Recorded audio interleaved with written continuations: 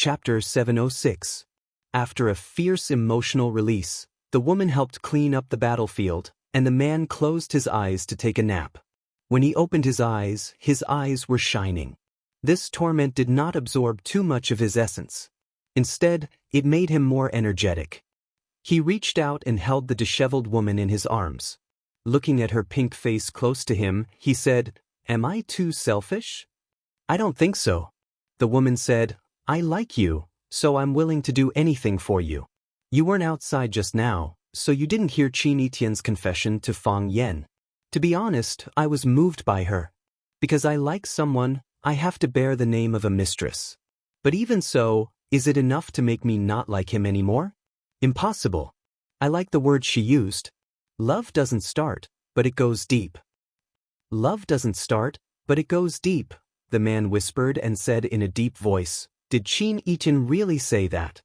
Did you really say that? Li Junling nodded with great certainty and said, in front of so many people heard it.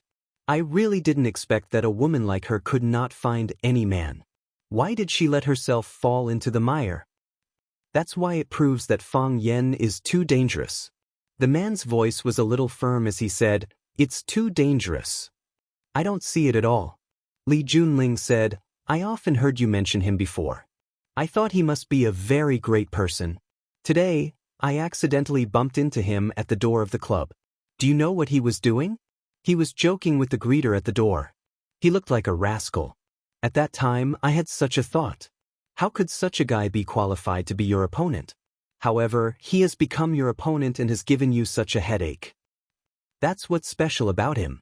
The man said with a wry smile. Those people who look powerful at first glance, will you be particularly careful when you see them?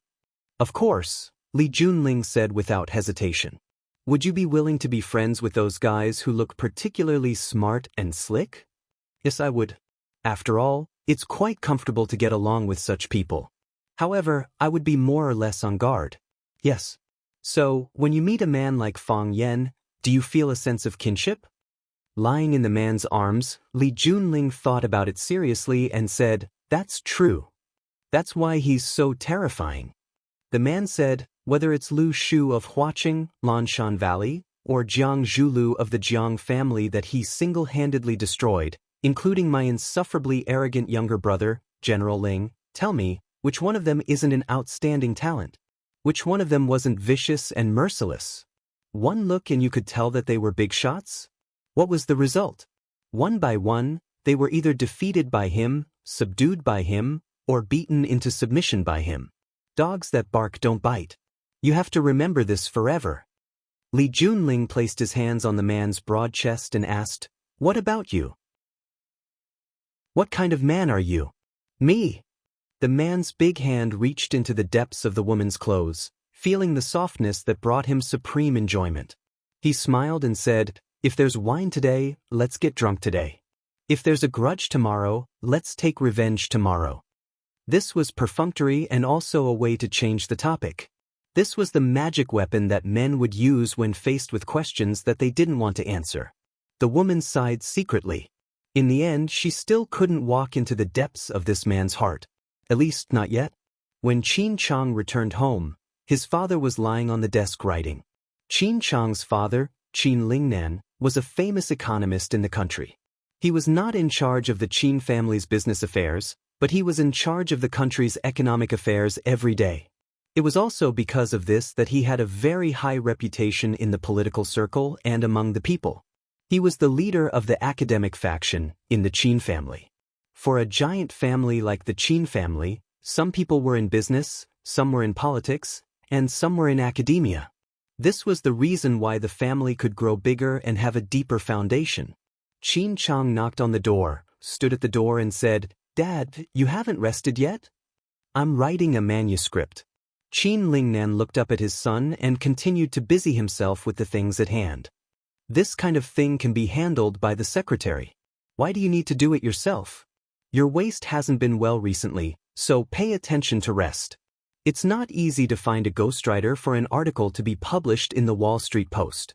Seeing that his son was in the mood for a long chat, Qin Lingnan stopped writing. He picked up a cigarette from the cigarette box beside him and lit it. After taking a deep puff, he looked at his son and asked, "What's the matter?" "I ran into Fang Yan tonight," Xianxia said. Qin Lingnan raised his brows slightly and said, "There was a conflict?" Other than Qin Etian, his student, Fang Yan had almost never met any of the important figures in the Qin family. However, as long as they were ranked in the Qin family, they would have a deep understanding of Fang Yan. His information was on everyone's desk, and everyone was making various interpretations of him. Qin Lingnan was no exception. Although he did not care about the Qin family's business affairs, he had some understanding of some of the key partners. The popularity of Chaoyan technology and the vigorous development of renewable energy were closely related to his vigorous advocacy behind the scenes. The ancients paid attention to, before the troops and horses move, the provisions and fodder move first.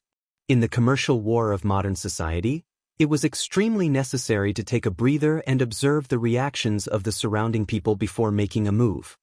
"He has a bad temper. He hurt the third son of Minister Lu's family," Qin Chang said with a smile. "Lu Haoren is still in the hospital now. The Lu family has already rushed over.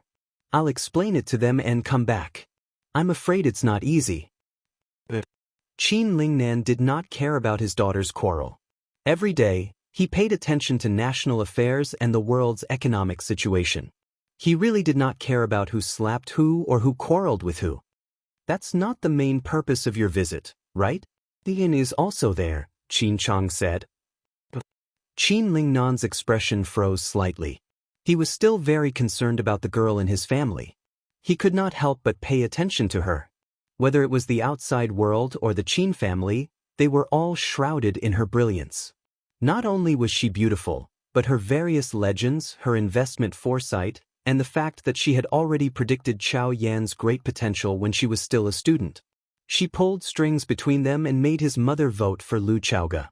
In Qin Lingnan's generation, the most outstanding person in the Qin family was Qin Etian's mother. Until now, the Qin family's economic power was still controlled by that woman. In Qin Etian's generation, Qin Etian had inherited all of his mother's strengths. Perhaps he might also inherit the giant commercial ship that was controlled by his mother. Although he was still young, who knew if this would be the case in the future? At least, Qin Lingnan had already seen the stubborn attitude of the old guys in his family towards Qin Etian. "What did she say?" Qin Lingnan asked. "I had a dispute with Fang Yan because I wanted to use this opportunity to clear Etian's name and wash away the dirty water that was poured on us. I wanted Fang Yan to admit in front of everyone that he and Etian did not have that kind of relationship. However, Etian's performance was very difficult to accept." "Huh." Qin Lingnan pressed the cigarette butt in his hand into the ashtray and waited seriously for his son to continue talking about what happened next. Qin Etian admitted her feelings for Fang Yan in front of everyone and was even willing to bear the blame of being a mistress. Qin Chang repeated what happened at that time. He did not deliberately add oil to the fire because the truth itself was enough to make people angry. Sure enough, after listening to Qin Chang's narration, Qin Lingnan's expression became ugly and he shouted angrily, "Nonsense! Does Qin Etian still want her face? She is shameless, but does our Qin family still want our face?" Qin Chang knew that his father would definitely have an intense reaction because he was a cultured person, and cultured people cared the most about their reputation and the image of their family. Qin Etian said that she is willing to be a mistress? If she is willing to be someone else's mistress, then she should get out of the Qin family. There are so many girls in the Qin family, which one of them is as shameless as her? How can she say something like that? Dad, don't be agitated. Qin Chang was happy in his heart, but he pretended to be anxious. He quickly comforted and said, "Qin Etian is in the second master's family. Whether she is good or bad, we can't control it." "Can't control it? Why should I?" Qin Lingnan took a big sip of tea and said, "Many people heard what she said?" "Yes, many people heard it," Qin Chang replied. "Other than witnesses, is there any physical evidence?" "Yes." Qin Chang said, "It happened at Junling Clubhouse. If I ask Junling for the surveillance video, she will definitely show it to me." Li Junling? Is she also involved in this matter? Qin Lingnan stared at his son in confusion and asked. It's like this. Fang Yan happened to have an appointment with 2 small stars at Junling Clubhouse. I happened to go to Junling Clubhouse to see Fang Yan. Juntai took me to see Fang Yan. At that time, I only knew that Fang Yan had arrived in Yanjing, Qin Chang said. Qin Lingnan frowned and tried hard to think about the relationship between the people in the middle. He said, Is Li Junling okay? Dad, so what if she is okay? So what if there's no problem? Qin Chang smiled and said, Even if she intentionally led me to see Fang Yan, so what? What she wants us to do is what we need to do. If what happened tonight is spread out, I'm afraid the other families will be very uncomfortable, right? For the sake of Qin Etienne's dignity and the reputation of the Qin family, I kindly persuaded her, but in the end, I was humiliated. Isn't this crack getting bigger and bigger?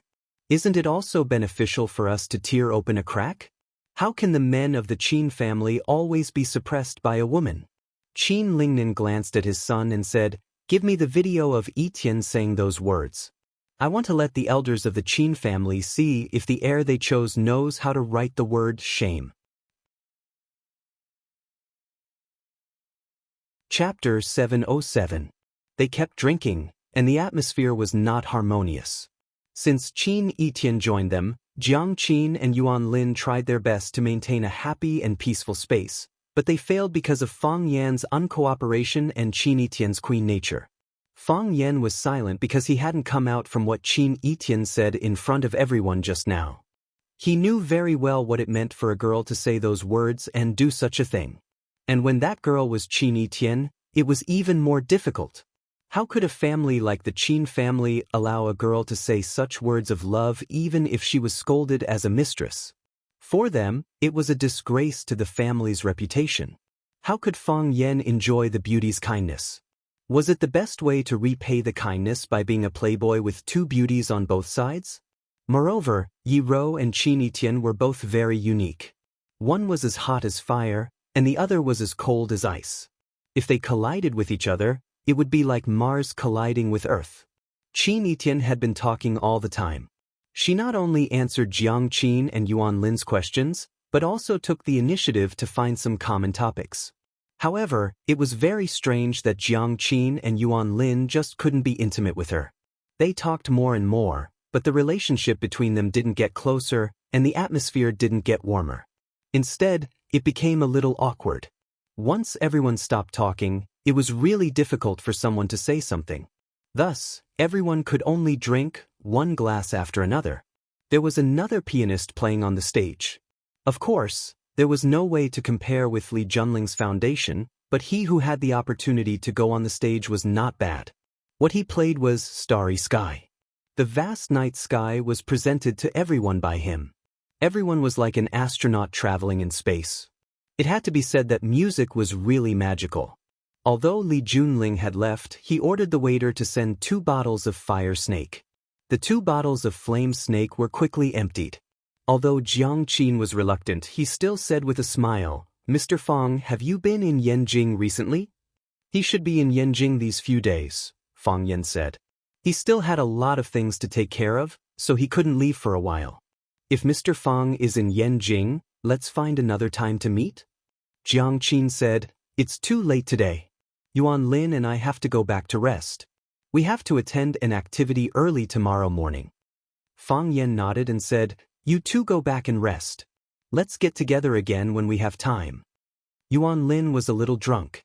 She stood up and walked to Fang Yan, saying, Mr. Fang, Yuan Lin, are you all right?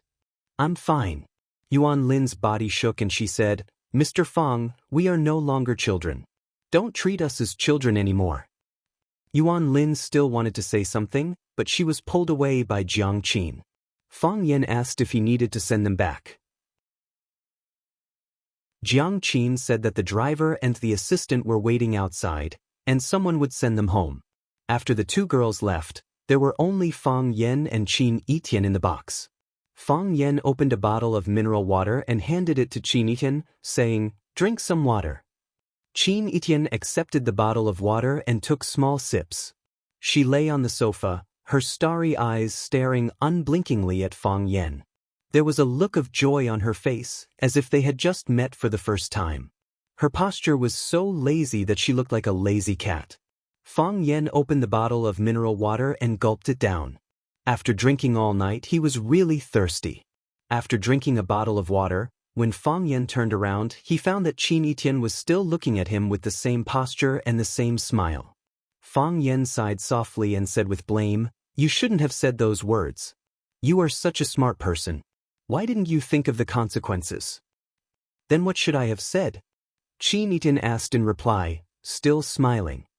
"Say that I have nothing to do with Mr. Fang. I don't like him at all. Say that we are not lovers now, and we will not be lovers in the future." "You," Qin Yitian waved his hand and said, I know. You want to say that you are moved, but you can't accept me because you already have Yi Ro. You already have a girlfriend. I know that even if you don't say it. I am such a smart person. How can I think of what you want to say?" "I am afraid of bringing you trouble," Fang Yan said. Qin Yitian sat up straight and looked at Fang Yan, saying, "If there is no such trouble, there will be that kind of trouble. Because I am a woman. Who asked me to be such an outstanding woman? They want to drive me out and trample on me. I don't want to do what they want, but I don't want to let them succeed. In this way, there will always be contradictions, won't there? You want to use a woman's feelings as a point of attack to drag me down. Don't you feel ashamed? If the men of the Qin family are only so capable, I really can't hand over the things in my hands so easily. If they can't protect it, I will protect it." Qin Yitian held his chin with one hand and looked at Fang Yan seriously, saying, "Do you remember what I said to you before?" "What?" Fang Yan asked. Qin Yitian had said countless words to him, but he really didn't know which one he was asking. "I will be very angry when I see someone bullying you. If anyone hurts you, I will skin him, no matter who he is." Qin Yitian stood up straight and went forward to hold Fang Yan's head, letting him lean on his lower abdomen, and said, "I don't want the wind to hurt your eyes. I don't want the snow to fall on your shoulders. I don't want anyone to touch a hair on you. No one. I am Qin Yitian. If someone bullies me, countless people will stand up to protect me. But what about you? If someone bullies you, then let me stand up to protect you. I know you are very tired, and I know you don't like these plots and schemes. If you want, let me shelter you from the wind and rain. You are too tired. Have a good sleep." Fang Yan smiled bitterly, and then there was a scalding warmth flowing through his body. He only thought that it was a child's joke from several years ago. He didn't expect that she would remember the words of that snow, including every punctuation. Qin Yitian's lower abdomen was very soft, but it also gave people a sense of security. Fang Yan, who alone supported the Fang clan and struggled with all kinds of forces, couldn't refuse this kind of protection and couldn't refuse this kind of gentleness. He was really tired, very, very tired. Fang Yan closed his eyes and quickly fell asleep. The Qin clan's old residence wasn't old at all. Instead, it was on the most beautiful mountain in Yanjing City, Fragrant Mountain. They bought land and built a mansion that covered dozens of acres. The house was European style, like an ancient castle in Europe. The vegetation was dense, and there were all kinds of rare flowers and plants. The lawn was wide, and every day, the young people of the Qin clan were responsible for cutting the grass. Even Qin Yitian, a busy person, was no exception. When it was her turn to cut the grass, no matter how busy she was, she had to go home to do this voluntary work. There was a golf course inside the Qin clan, which was connected to the inner stream of Fragrant Mountain. If you played golf in autumn, the mountains and fields would be covered with red maple leaves. It was secondary to play hard and enjoy the beautiful scenery of Fragrant Mountain and the Qin clan's self-brewed white wine. The Qin clan paid attention to being open and above board, and there was nothing that they couldn't tell others. Therefore, their family style was to make money generously and spend generously. They didn't hide their wealth in the deep mountains, nor did they live in a small shabby house to show off. They liked to enjoy themselves, and they also had the courage to show everything they had in front of others. They weren't afraid of jealousy, and they had the ability to resist all opponents. Their way of doing things was very popular, and even some influential people in Yanjing would come over to drink tea and play a few rounds of golf with the Qin clan's old master when they had nothing to do. The Qin clan in Yanjing was also an ancient family that had been standing for thousands of years. It was said that they were the descendants of a general surnamed Qin in the Qin dynasty. However, their history was too long, and they had been passed down for countless generations. Except for the Qin clan's own people, it was difficult for outsiders to say for sure. Because of the need to cut the grass, Qin Etian often went back to the old house. However, today, he was called back by his grandfather. His grandfather's attitude when he called was very kind. He said with a smile, "My dear granddaughter, Grandpa wants to drink tea. Come back and make a cup of tea for Grandpa." Therefore, Qin Etian came back to make tea. Qin Etian was indeed making tea. In her Grandpa Qin Dongyang's luxurious tea room, Qin Etian sat in front of the tea table in her snow-white robe. She warmed the teapot, prepared the tea, brewed the tea, poured the tea, and served the tea. Her robe was wide and her movements were smooth. Several old people held the teacups and drank tea. Qin Lingnan, the second uncle of the great-grandpa's family, stood beside them. He looked down and pretended that he was invisible. Before Qin Etian came back, he had said all that he needed to say and done all that he needed to do. As for how to decide, it was up to these old people. Qin Chang stood outside the tea room. He was not qualified to sit here and drink tea with the old people around the tea table. With a gentle smile on his face, he seemed to enjoy such a family gathering.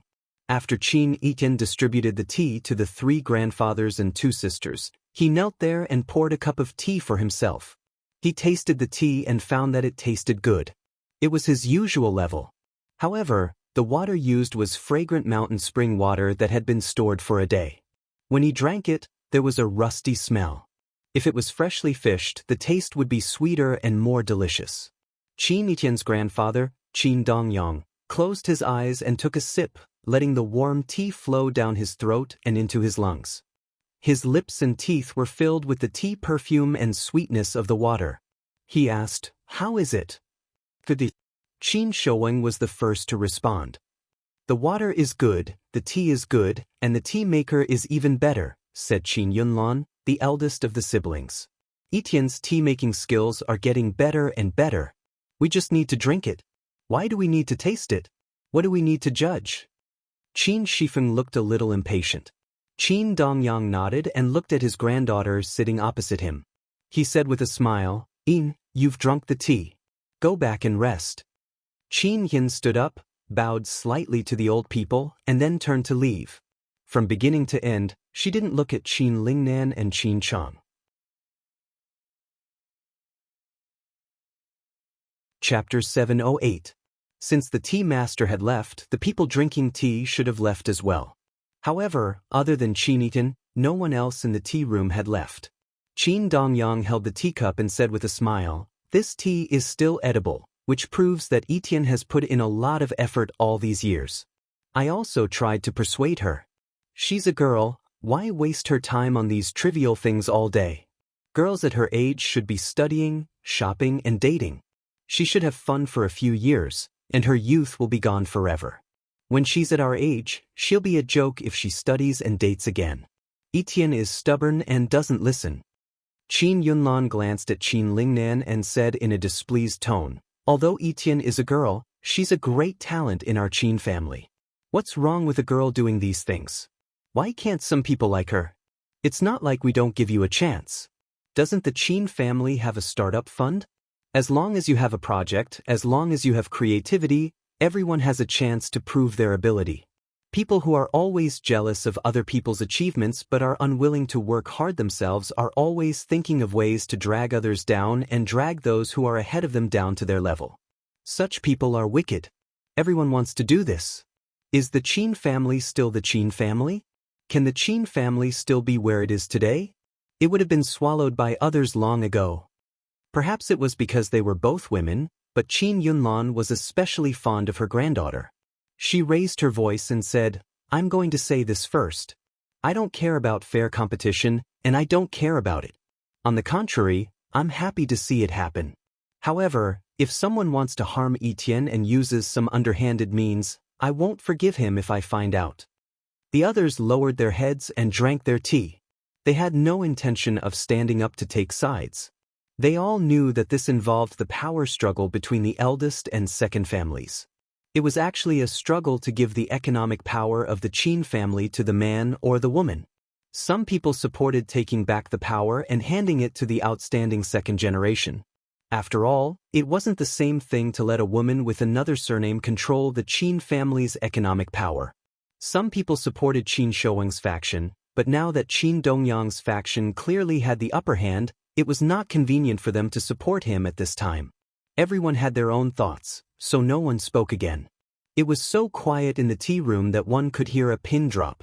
After a long while, Qin Shouweng put down the teacup in his hand and praised, "That girl Etienne is really good at making good tea.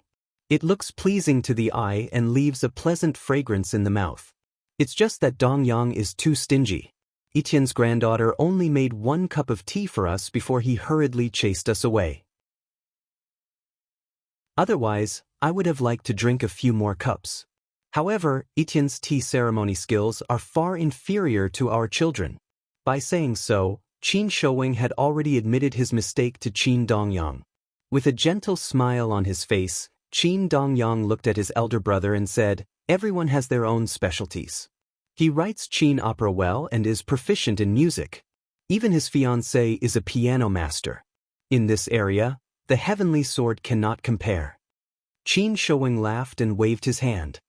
"I've discovered that there is nothing in this world that Qin Etienne cannot do, as long as she is willing to learn."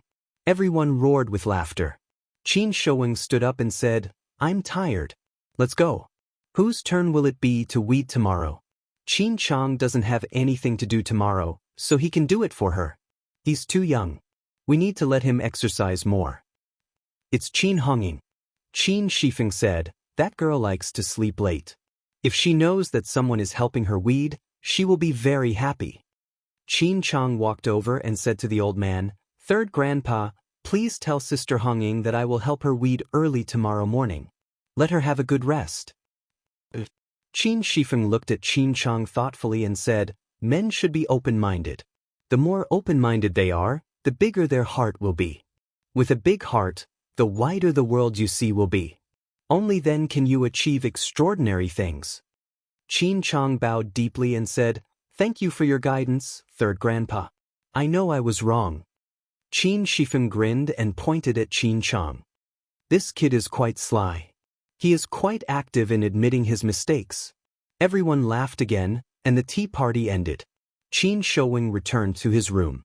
His son, Qin Lingling, and grandson, Qin Chang, followed him in.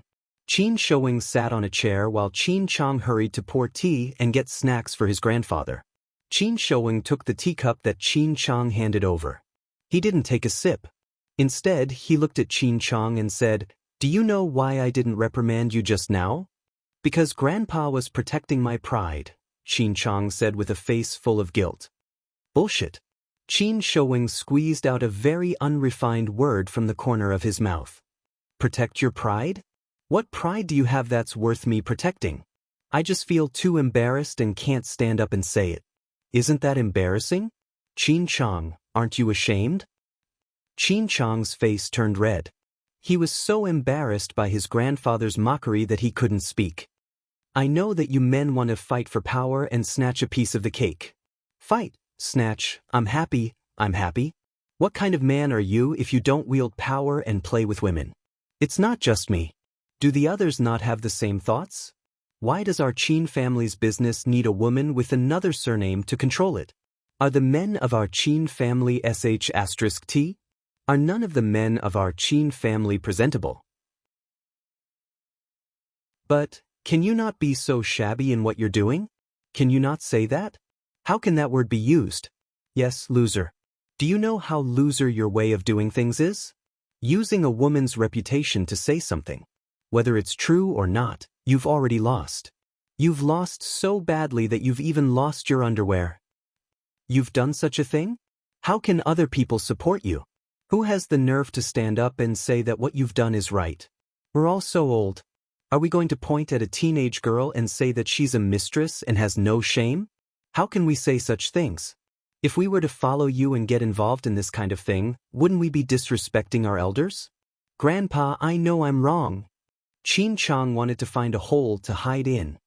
But we didn't let that thing out. No matter who let it out, it doesn't matter. Qin Showing said resentfully, someone set the bait to see who the stupid fish was. In the end, my son and grandson became the two most stupid fish. Thinking of this, my old face is burning with pain. I didn't get laughed at by them, but by the two of you. Qin Lingling stood at the side, feeling too ashamed to show his face. Although his father didn't scold him by name, most of the blame fell on his son. However, he was already so old, yet he followed his son to do such a thing. It was really stupid. After talking for a long time, Qin Chang finally raised his teacup and took a big sip of fragrant tea. He waved his hand and said, "Go. You two can go back. It's late, so have a good rest. Qin Chang, get up early tomorrow. Remember to eradicate the weeds in the garden. I should also give you a little punishment so that you'll remember this forever. Sometimes, the more fragrant the bait is, the bigger the trap." Qin Chang nodded and said, "Grandpa, I'll remember what happened today." Qin Lingling also said, "Dad, you should rest early. Go back, all of you." The old man waved his hand and said.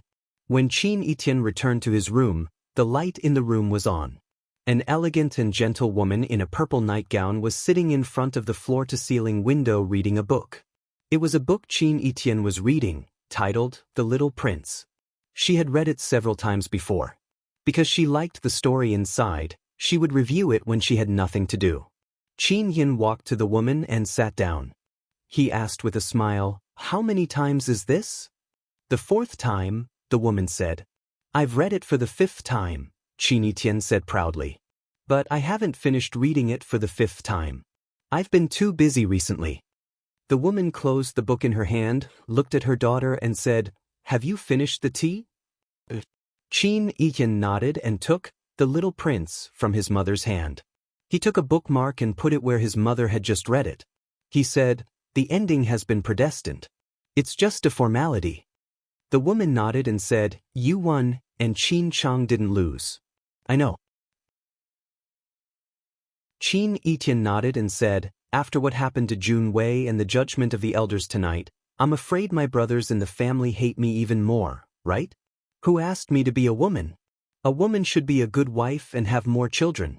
Why should I be in charge of the family business? You've done all the things that men should do. What do you want them to do? Do you know why I hold on to the power in my hands?" The woman asked. "I don't know." Qin Etienne shook his head. "You've never told me either. But I know you're not a person who is greedy for power. The more they want it, the more I won't give it to them," the woman said.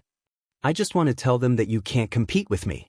Qin Etienne was stunned for a moment, then giggled and said, "I like this reason." The woman reached out and stroked her daughter's silky hair. She sighed softly and said, "It's just that releasing such news will eventually damage your reputation." Qin Etienne smiled and said, "If you don't release it, others will release it. It's like a bomb. If we detonate it ourselves, the initiative is still in our hands. If we let them detonate it, it's hard to say what the result will be. Besides, even my mother helped me steal a man. How can I not win?"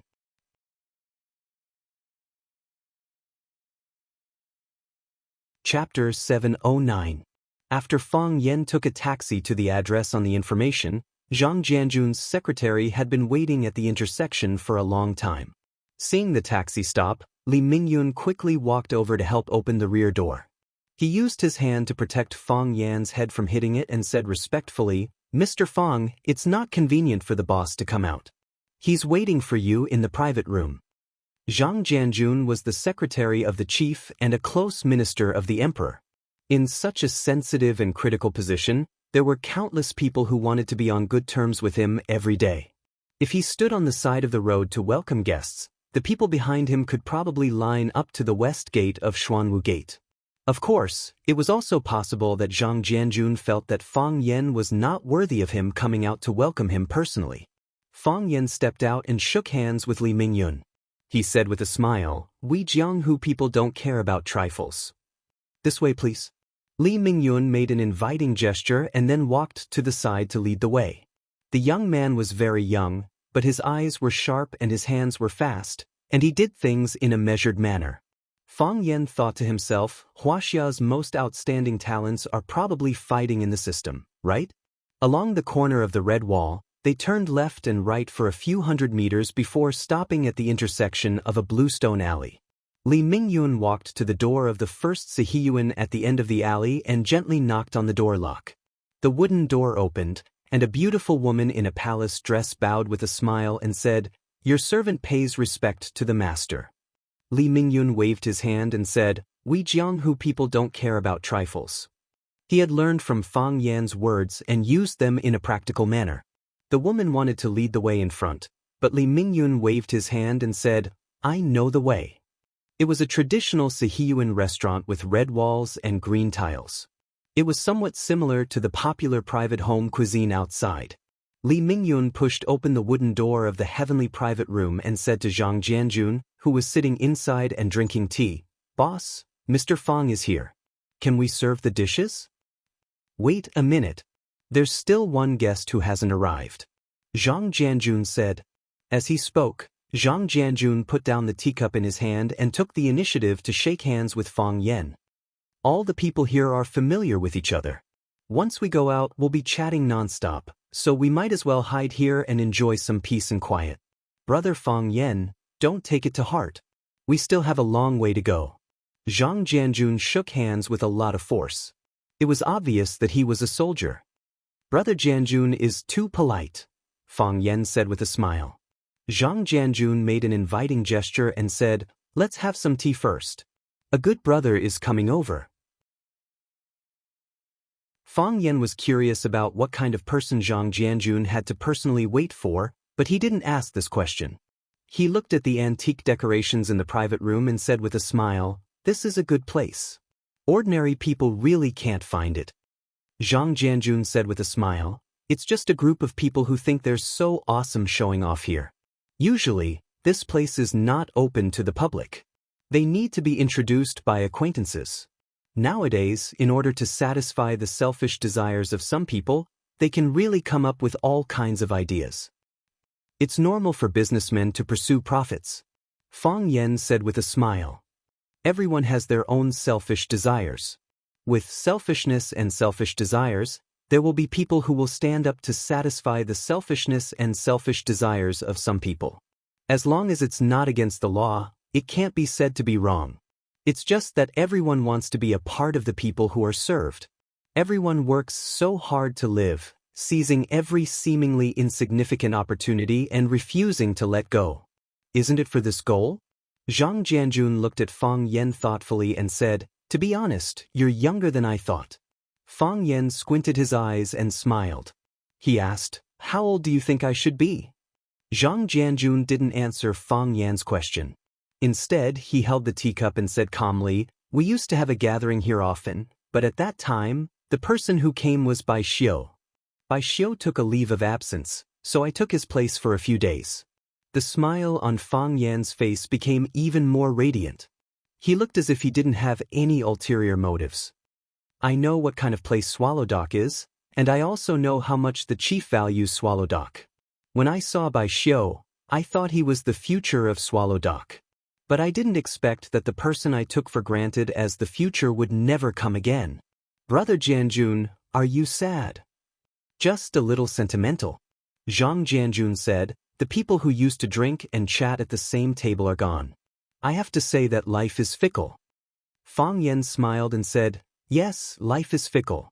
So I feel that people should maintain their own hearts. If they don't do things that they feel guilty about, they won't be afraid of ghosts knocking on the door.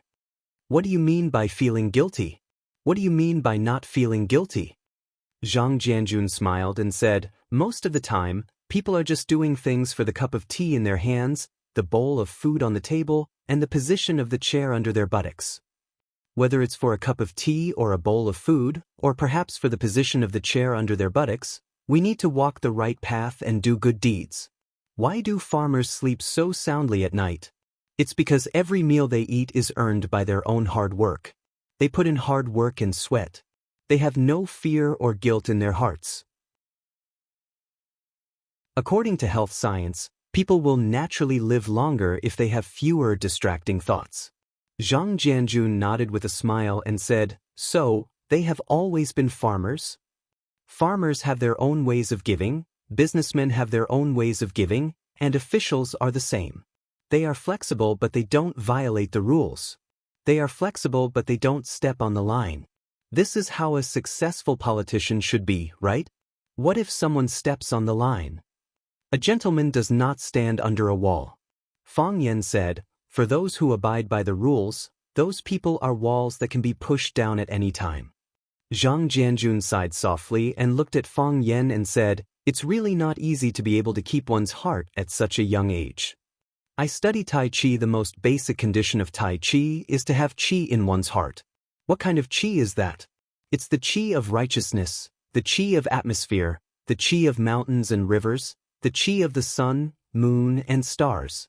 How can a person who walks in the dark all day see the Chi of righteousness, the Chi of mountains and rivers, the Chi of the sun, moon, and stars?"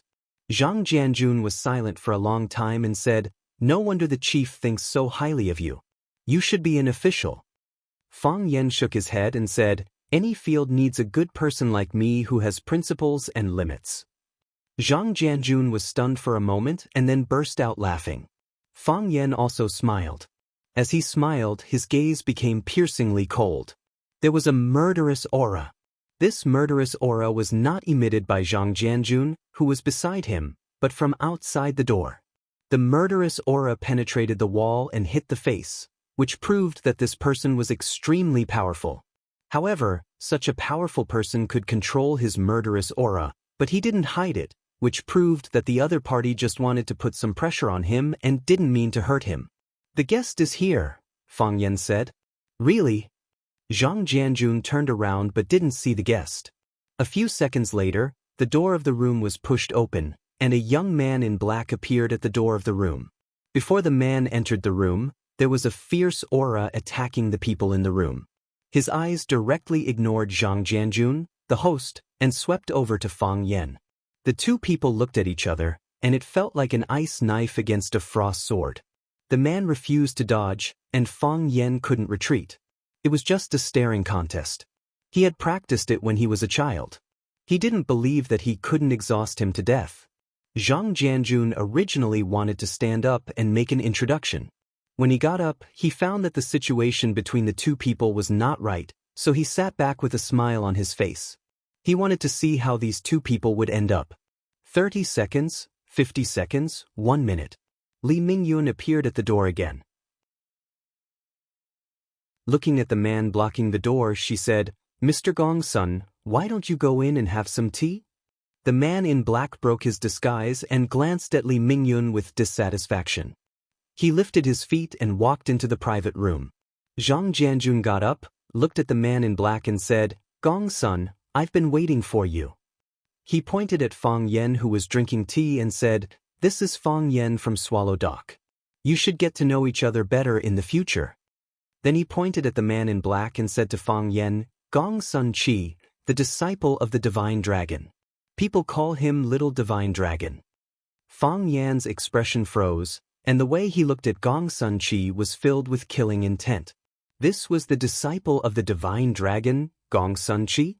He knew that the Divine Dragon had entered the Red Wall a few years ago, becoming a consecrator of the Xian division that was responsible for the safety of the country's leader. It was said that there were several Heavenly Dao realm experts in the Xian division, and the weaker ones could reach the quasi-Heaven Dao realm. Although one would lose some freedom when trapped in the Red Wall, there were countless treasures in the Red Wall. Any request could be satisfied. At their level, not only did they need to rely on self-cultivation, they also needed to rely on herbs and Dharma artifacts to cultivate.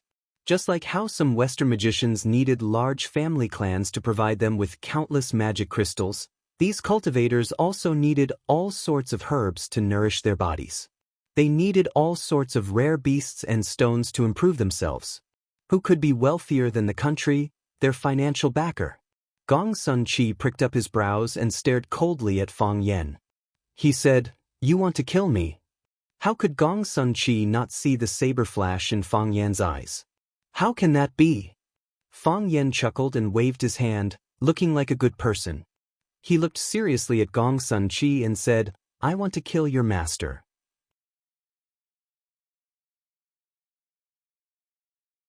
Chapter 710. I want to kill your master. These were Fang Yan's heartfelt words. Why did he have such a strong desire? Because he subconsciously thought that the Fang family's current situation was directly related to the old drunkard Mo Qingdi's meridians being broken by the dragon god. It could also be said that it was the fuse. If the old drunkard was still Mo Qingdi, who would dare to bully the Fang family? If the old drunkard was still Mo Qingdi, who would dare to kill Fang Yixing and destroy Fang Yan's family? If the old drunkard was still Mo Qingdi, Fang Yan's life would not be so difficult and dangerous now, right? It was like a common scene in TV dramas. The male protagonist was originally from a wealthy family, but his father, the head of the family, was killed by someone. From then on, the family's financial situation plummeted, and he was bullied and looked down upon. The male protagonist's anger soared, and he began to work hard to avenge his father. Fang Yan was the male protagonist in another melodramatic drama. There was someone who could behead someone from 1,000 miles away, and someone who wanted to kill his master while chatting. Zhang Jianjun and Gong Sun Chi's expressions changed when they heard Fang Yan's words. Zhang Jianjun looked at Fang Yan with a serious expression and said, "Fang Yan, be careful with what you say. Senior Dragon God is a national treasure. You must not attack him with words." Fang Yan said with a smile, "He is a national treasure, so I can't even scold him now?" Back then, Mo Qingdi was also a national treasure, right? Even the chief took special care of him at that time, right? And the result? Didn't he still get his meridians broken? One can only hear the new laugh. Who can hear the old cry? Is this the country's attitude towards the old who served the country? Zhang Jianjun shook his head and said, "The situation is different. They were a fair challenge at that time." "I didn't say it was an unfair challenge." Fang Yan said seriously, "When I challenge the dragon god, I hope Brother Jianjun can be our witness." Martial artists valued the relationship between their masters the most. A master was like a father, and Gong Sun Chi was no exception. Hearing Fang Yan say that he wanted to kill his master, Gong Sun Chi sneered and said, "You're looking at the sky from the bottom of a well, how ridiculous. You can forget about defeating me, yet you still want to challenge my master? I'm afraid you won't be able to withstand the might of my master's sword, right? I know why you hate my master so much. It's because he injured your senior brother. Don't underestimate him." Back then, Mo Qingdi was invincible when he was at his peak, but he was still defeated by master's rabbit-head sword, not to mention the immature you. All right. Zhang Jianjun waved his hand and said, "Don't start a war of words as soon as you meet. Take your seats. We still have business to discuss." Fang Yan's expression changed very quickly as he said with a smile, "A guest follows the host's wishes. I'll listen to Big Brother Jianjun's arrangement." Gong Sun Chi had always been an iceberg. From the moment they met, he had kept a straight face, so no one knew how he was feeling now. Under Zhang Jianjun's arrangement, Fang Yan and Gong Sun Chi sat on his left and right respectively. When Li Mingyun saw the guests at the table, he quickly turned around and went out to order the restaurant to serve the dishes. The dishes were all some home-cooked dishes. The ingredients were not extraordinary, but the cooking was very exquisite. Zhang Jianjun looked at Fang Yan and Gong Sun Chi and said, "I heard that people in Jianghu like wine. I wonder if you two are interested in drinking a few cups? Shall the three of us drink some white wine? We don't agree with each other. No wine." Gong Sun Chi directly refused. Fang Yan also looked at Zhang Jianjun with a smile and said, "I like wine, but it depends on who I drink with. How can there be no wine when meeting a good friend? Why don't I accompany Big Brother Jianjun for a drink or two?" Zhang Jianjun nodded and said, "All right. We'll drink a bottle, half a caddy each. I don't dare to drink too much. I still have to return to the chief after dinner." "I understand," Fang Yan said. Gong Sun Chi didn't drink, nor did he move the chopsticks in front of him. It was as if he had no appetite for the food on the table. Fang Yan and Zhang Jianjun drank 3 cups in a row, and the bottle of white wine was mostly gone. Fang Yan said with a smile, "Brother Jianjun has a good capacity for liquor." After a few cups of wine, Zhang Jianjun's impression of Fang Yan improved greatly. Although he was worried about Gong Sun Qi's identity as a disciple of the Divine Dragon, he felt that this guy who liked to pretend to be cool had a low EQ and looked like a fool. He said with a smile, "I was in the army back then, and then I was asked to work by the chief. The chief was the commander of the Iron Will Corps, and he took down one mountain after another with his brothers.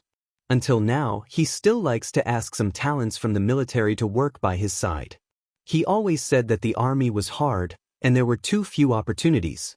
Many talented young people didn't have the chance to make a name for themselves." Fang Yan raised his glass and said with respect, "To the chief." "To the chief." Zhang Jianjun clinked his glass with Fang Yan again. Gong Sun Qi also wanted to the chief, but the two of them didn't call him at all. He was too embarrassed to go over with a teacup, so he could only suppress his dissatisfaction in his heart. After drinking a bottle of wine, Zhang Jianjun's face turned slightly red, but Fang Yan looked as if nothing had happened. Zhang Jianjun laughed and patted Fang Yan's shoulder hard, saying, "I heard you chatting with the chief. You said that the children of Swallow Dock drink with a cup. At that time, I thought you were bragging, but now it seems that it's true." Fang Yan smiled modestly and said, "You are really good at bragging. You can blow a cow into the air with one breath." "I know that Brother Fang Yan didn't drink well today. Let's get together another day.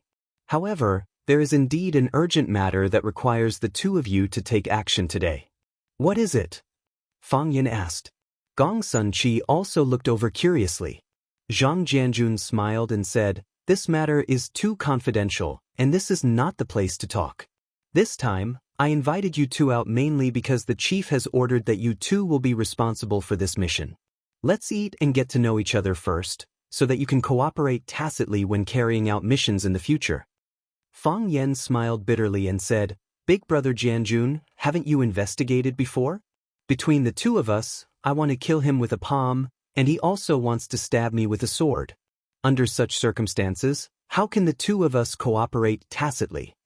Zhang Jianjun's face became serious and said, "Is personal hatred or national hatred greater? If you can't distinguish between personal hatred and national hatred, who do you think will be hit in the end because of internal strife?" Fang Yan and Gong Sun Qi looked at each other, both of them silent. Zhang Jianjun's expression eased a little and said, "You are both the most outstanding talents of the country. One is from Swallow Dock, one is from the mysterious department, one is the soul of the people, and the other is an official elite. In the future, there will be too many areas where the two of you will need to cooperate. You two must distinguish the importance." Fang Yan nodded with absolute certainty and said, "Big Brother Jianjun, don't worry. I will actively cooperate and try my best to complete the mission. As for whether my teammates will cheat me or not, it's hard to say." Gong Sun Qi's face was full of contempt as he sneered and said, "People who speak nice words generally don't look good when they do things. Don't tell lies in front of our Big Brother Jianjun. There are many people in the government who speak nice words. Don't tell me they don't look good when they do things. Damn you." Gong Sun Qi suffered a big loss in words, so he wanted to draw his sword. Zhang Jianjun waved his hand and said, "Now you two know each other. Wait for the mission notice. Someone will contact you when the time comes." With that, Zhang Jianjun pushed the chair and got up to leave.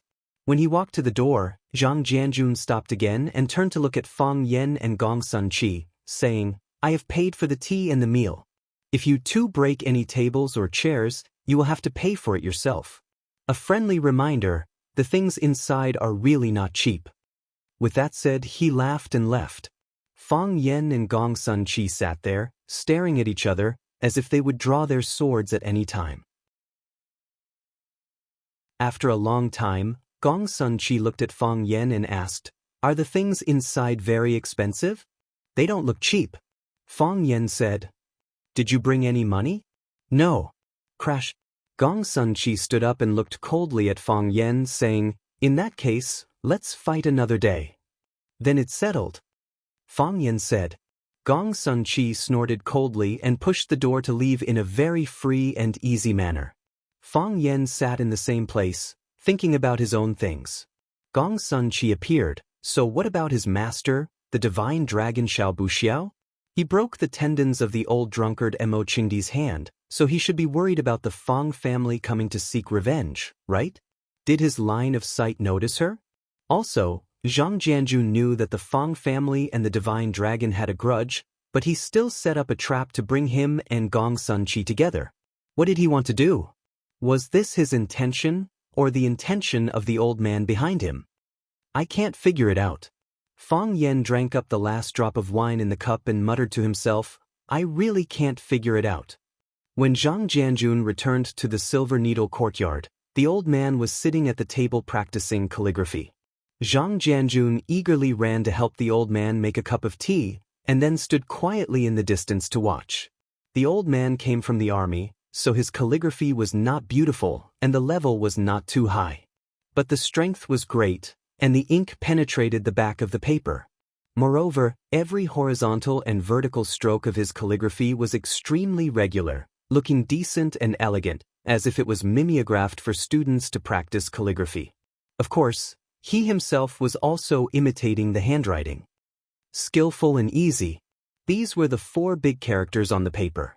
Because of the excessive strength, at first glance, they looked like four big ink balls. After the old man finished writing, he carefully looked for a while, shook his head gently and said, I have always followed the principle of skillful and easy in dealing with people, but I am not skillful at all when I write. It is too shallow and frivolous, and the words are heavy. If you don't like it, I will put it away and mount it on the wall of our living room. Zhang Jianjun said with a smile. The old man threw the brush into the ink pool and said, If you like it, take it, but don't mount it. If you do so, it is not because the calligraphy is good, but because of the identity of the writer. You must not learn this kind of vulgar and bad habit. Zhang Jianjun promised with a smile and handed the towel to the old man to wipe his hands. While wiping his hands, the old man looked at Zhang Jianjun and asked, Have they met? Zhang Jianjun nodded and said, How is it?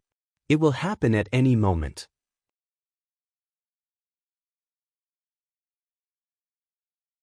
Chapter 7:11. On the verge of exploding. The old man chewed on this comment and said, This phrase is not as good as handling with ease. At their age, how could they learn the essence of handling with ease? Wasn't Mo Qingdi young and promising back then? At that time, you were still a correspondent. When Mo Qingdi came to see me for the first time, I asked him what his hobbies were. He said drinking and writing.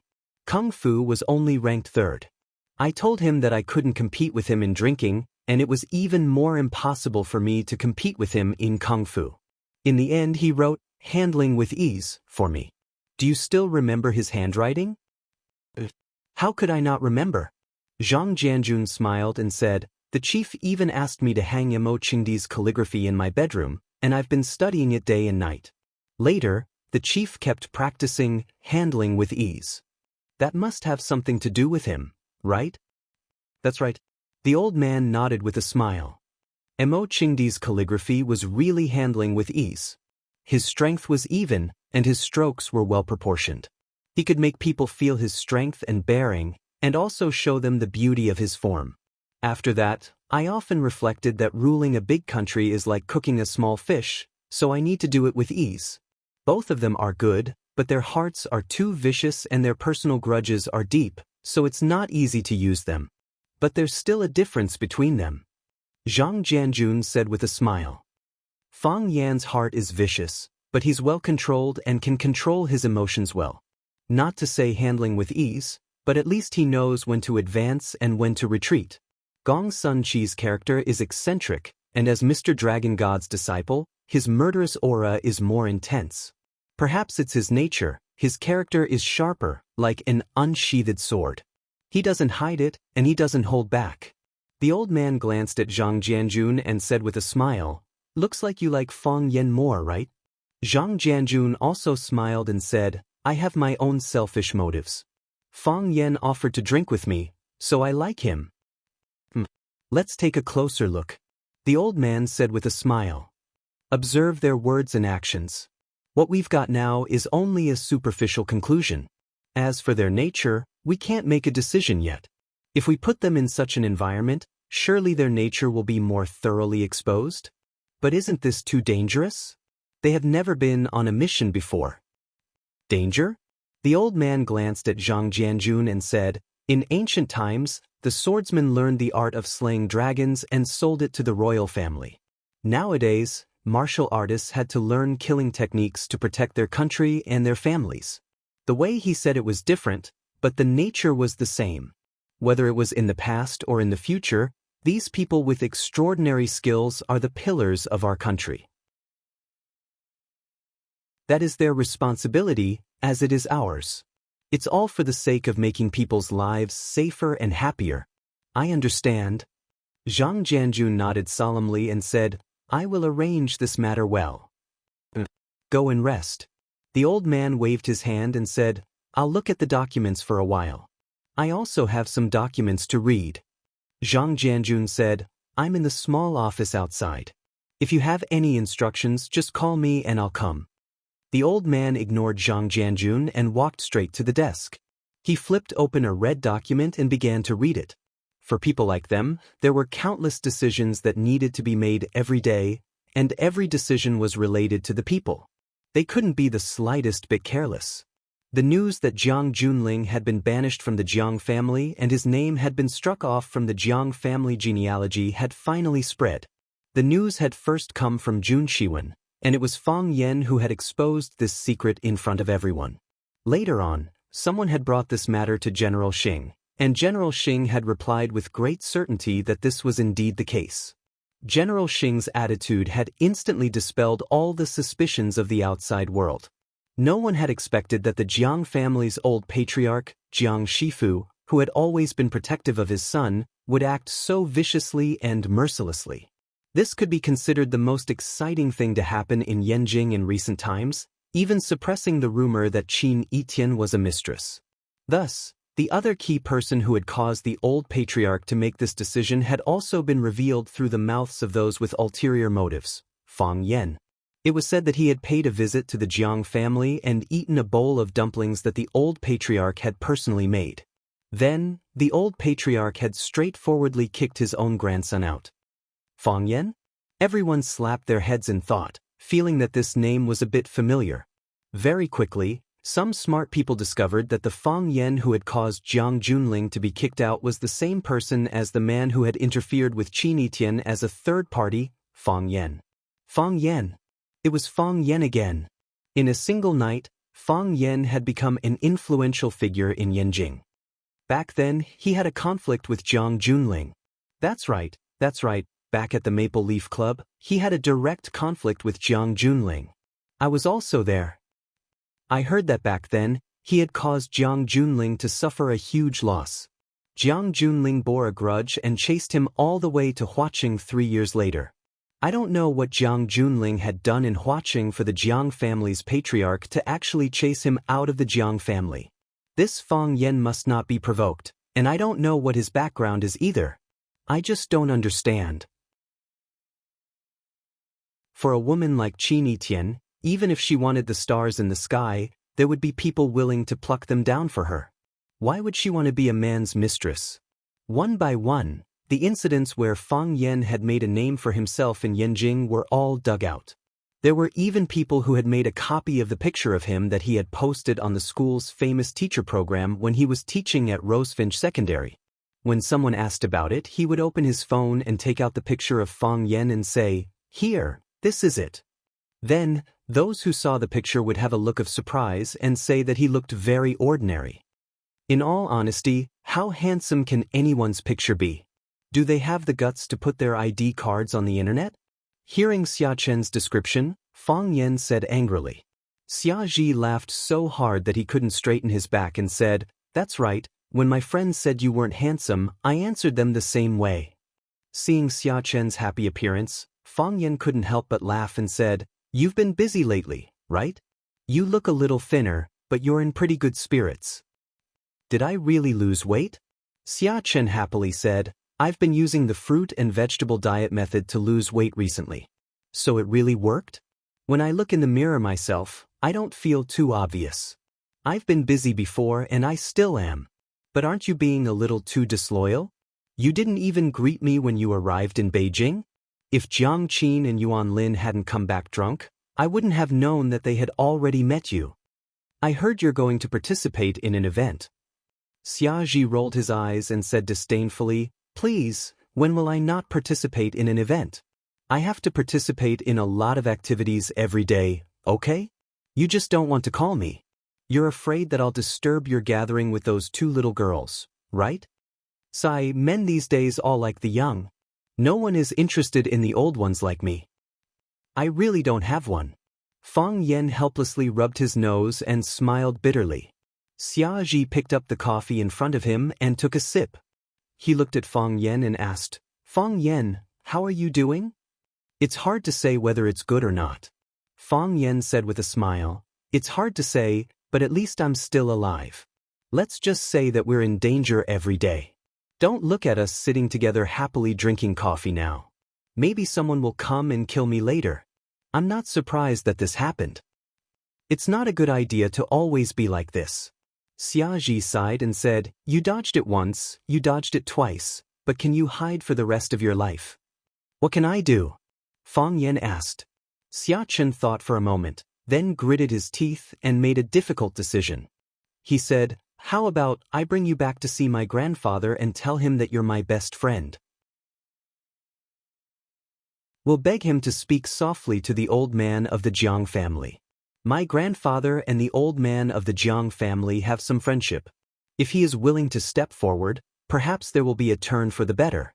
Fang Yan looked at Xia Ji with a face full of emotion and said, Xia, for you to say such words proves that you sincerely treat me as a friend. Nonsense. Xia Ji snappily said. When did I not treat you as a friend? You, on the other hand, you forgot your friends and didn't even call me when you arrived in Beijing. Fang Yan smiled but did not reply. He knew that if he were to tangle with a woman on this topic, he wouldn't be able to explain it clearly in 3 to 5 days. But there's really no need. Fang Yan said. There was also another old man who brought me to visit Jiang Shifu. He also had the intention of speaking on my behalf, but he was unable to say the words. Jiang Shifu would rather banish his own grandson from the Jiang family than have any intention of privately reconciling. He is determined to fight to the death with me. To offend such a huge monster. Xiaxia looked at Fang Yan with a face full of worry and said, You must be careful. I've lived in Beijing for so many years, but I still don't know how big the Jiang family is. I'm afraid even my grandfather doesn't know. It's really hard to feel at ease with such an opponent. I'm not afraid of your jokes. Fang Yan smiled and said, Even when I sleep, I open one eye and close one eye. I'm afraid that if I accidentally fall asleep, I won't be able to open my eyes again. Even when you sleep, you turn a blind eye. That's because you've done too many guilty things, right? A young man stood behind Fang Yan and said in a hostile voice, Fang Yan, why aren't people like you dead yet? How can you still be alive? Fang Yan spread out his hands towards Xia Ji and helplessly said, Look, I was right. Trouble will come knocking at your door at any time.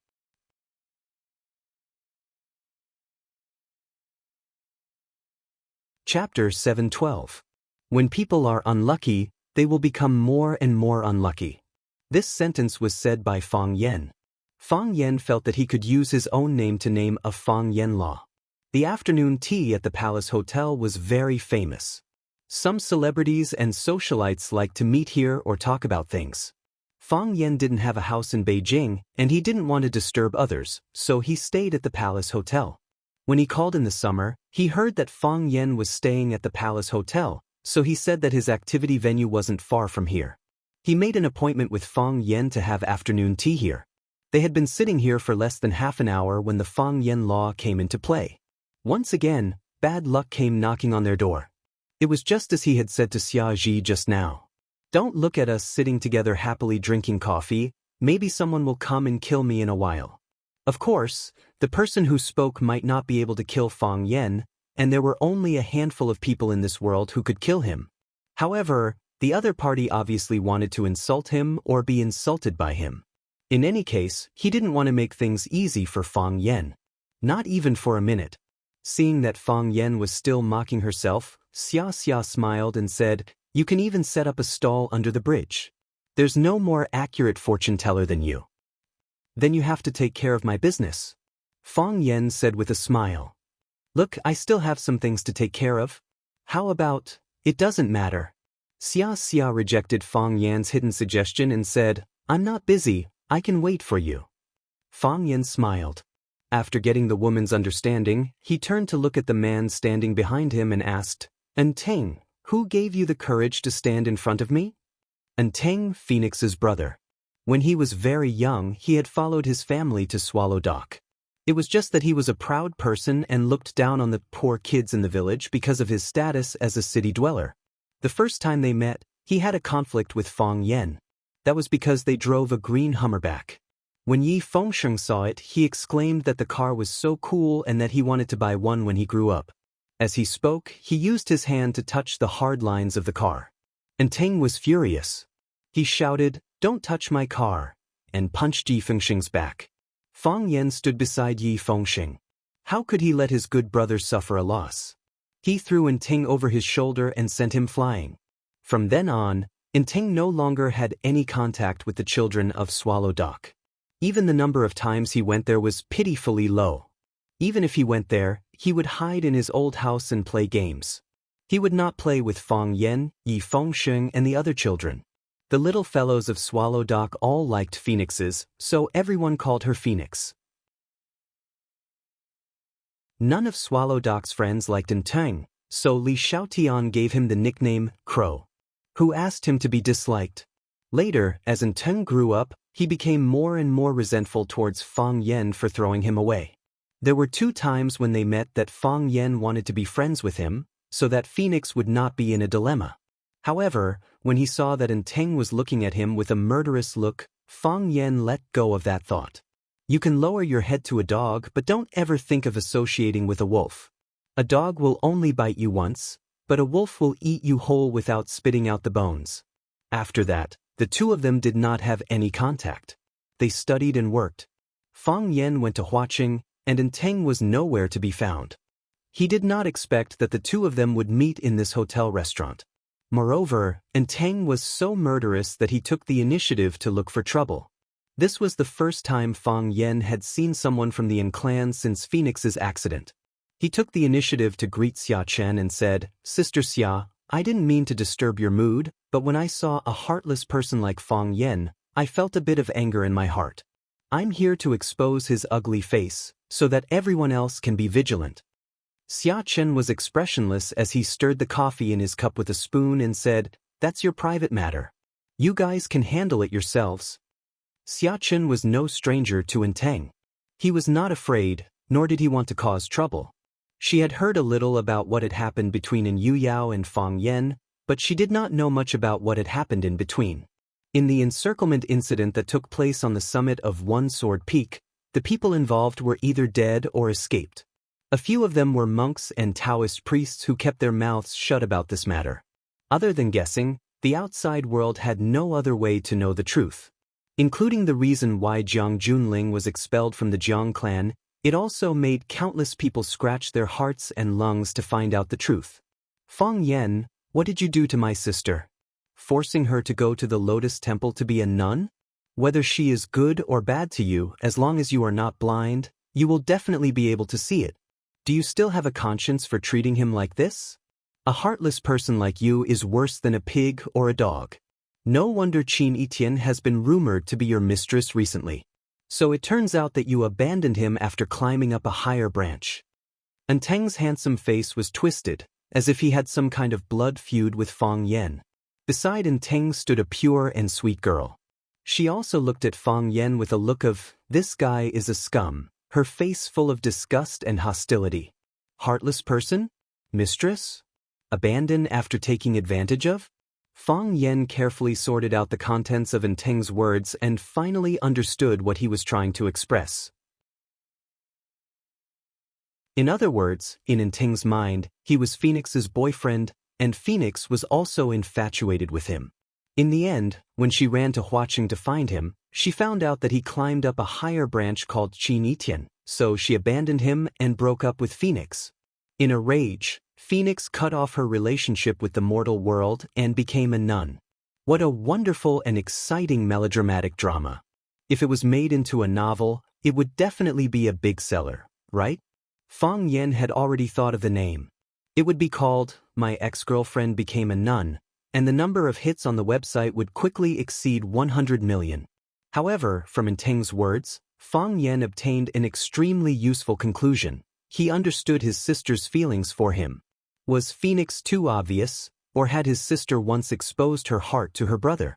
Phoenix, thinking of Phoenix's indifferent but determined appearance outside the Lotus Temple, Fang Yan's heart began to ache again. The people around him either passed away or left. Was he the descendant of Sirius? Was he destined to be alone for the rest of his life? Fang Yen opened his mouth and wanted to laugh, but felt that his laughter was too inexplicable. He looked at the girl next to Nteng and asked, "Do you believe what he said? Phoenix mentioned you to me. Every time we talked, she would talk about you. I am also a woman, and I know how a woman likes a man. She can't bear it, and she can't hide it. Every word can be led to him, and she wants the whole world to say good things about him." The girl stared at Fang Yen with disdain and said, "Phoenix suddenly decided to become a nun. It must have something to do with you, you scumbag." "It has something to do with me." Fang Yen nodded and said, "You admit it yourself?" Nteng sneered. "You ruined a woman's life. Do you know that? You scumbag, are you still human?" "But it's not the kind of relationship you think," Fang Yen said. "Not the kind of relationship we think? What kind of relationship is that?" Nteng thought that Fang Yen was quibbling, so he said harshly, "Fang Yen, stop explaining. What kind of bastard are you? I saw through you many years ago. My sister is now in the temple and praying to Buddha, but you are outside drinking. Do you have the heart? Your conscience has been eaten by dogs. Because..." Fang Yen sighed softly and said, "It's not me who forced her to be a nun. It's your family who forced her to be a nun." Nteng laughed and pointed to Fang Yen and said, "Fang Yen, are you crazy? Our family forced her to be a nun? Everyone in our family likes her, and everyone treats her like a phoenix. Why would we force her to be a nun? You just want to shirk your responsibility. How can you say such a thing? It's your family who forced her to be a nun." Fang Yen said firmly. Perhaps Nteng didn't know anything, but at this moment, Fang Yan's hatred for the Yin family suddenly emerged from the depths of his bones. He hated the Yin family, hated everyone in the Yin family. These people were all executioners, living butchers. They killed his relationship with Phoenix, and also Phoenix's life. If it wasn't for your Yin family, Phoenix and I would have been together a long time ago. Maybe we would be married and have children now. If it wasn't for your Yin family, how could Phoenix force herself to be with a pervert like Bai Xiu? If it wasn't for your Yin family... Fang Yen didn't know how to tell Nteng about what happened that night. It was the scar that Phoenix carved on his heart, and it was also the scar that Phoenix left on her face. That kind of thing was too cruel. If he told Nteng about it, everyone's soul would be hurt again. Phoenix had become a nun, and she wanted to atone for her sins. How could Fang Yen expose that scandal and turn Phoenix into a cursed and vicious woman? Even in the heart of the victim, she was not a vicious woman. How could he bear to let some insignificant people scold her like that? He didn't want Phoenix to suffer that kind of harm, even if it would make him feel wronged. However, Fang Yen didn't like the feeling of being wronged. That feeling was too uncomfortable. It was as if there was a powerful airflow running wildly in his body, looking everywhere for an exit, wanting to break out of his body. Since his heart was holding back, he had to find a way to vent it. So, Fang Yen picked up the coffee in front of him and splashed it on Nteng's angry face.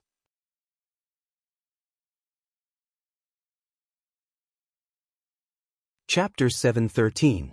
Holding one's breath and then releasing it, tightening and then relaxing. This was the way of Tai Chi. After venting his anger, Fang Yen immediately felt refreshed and his thoughts were clear.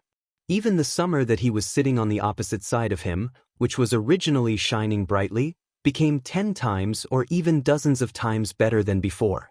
Even when he saw the layer of gray coffee juice on Enteng's face, Fang Yen felt that he was a little cute and wanted to kiss him. "Ah!" the girl next to Enteng exclaimed. He didn't know if it was because her reaction was half a beat slow, or she needed time to think about whether to shout, or yeah. Anyway, Fang Yen felt that the rhythm of her shouting was very unprofessional. It was like after someone slapped you in the face, you should immediately shout, "Ah," or "yeah," to match the situation. After someone slapped you in the face, you only shouted, "Ah," after 3 hours. Wasn't there something wrong with your brain?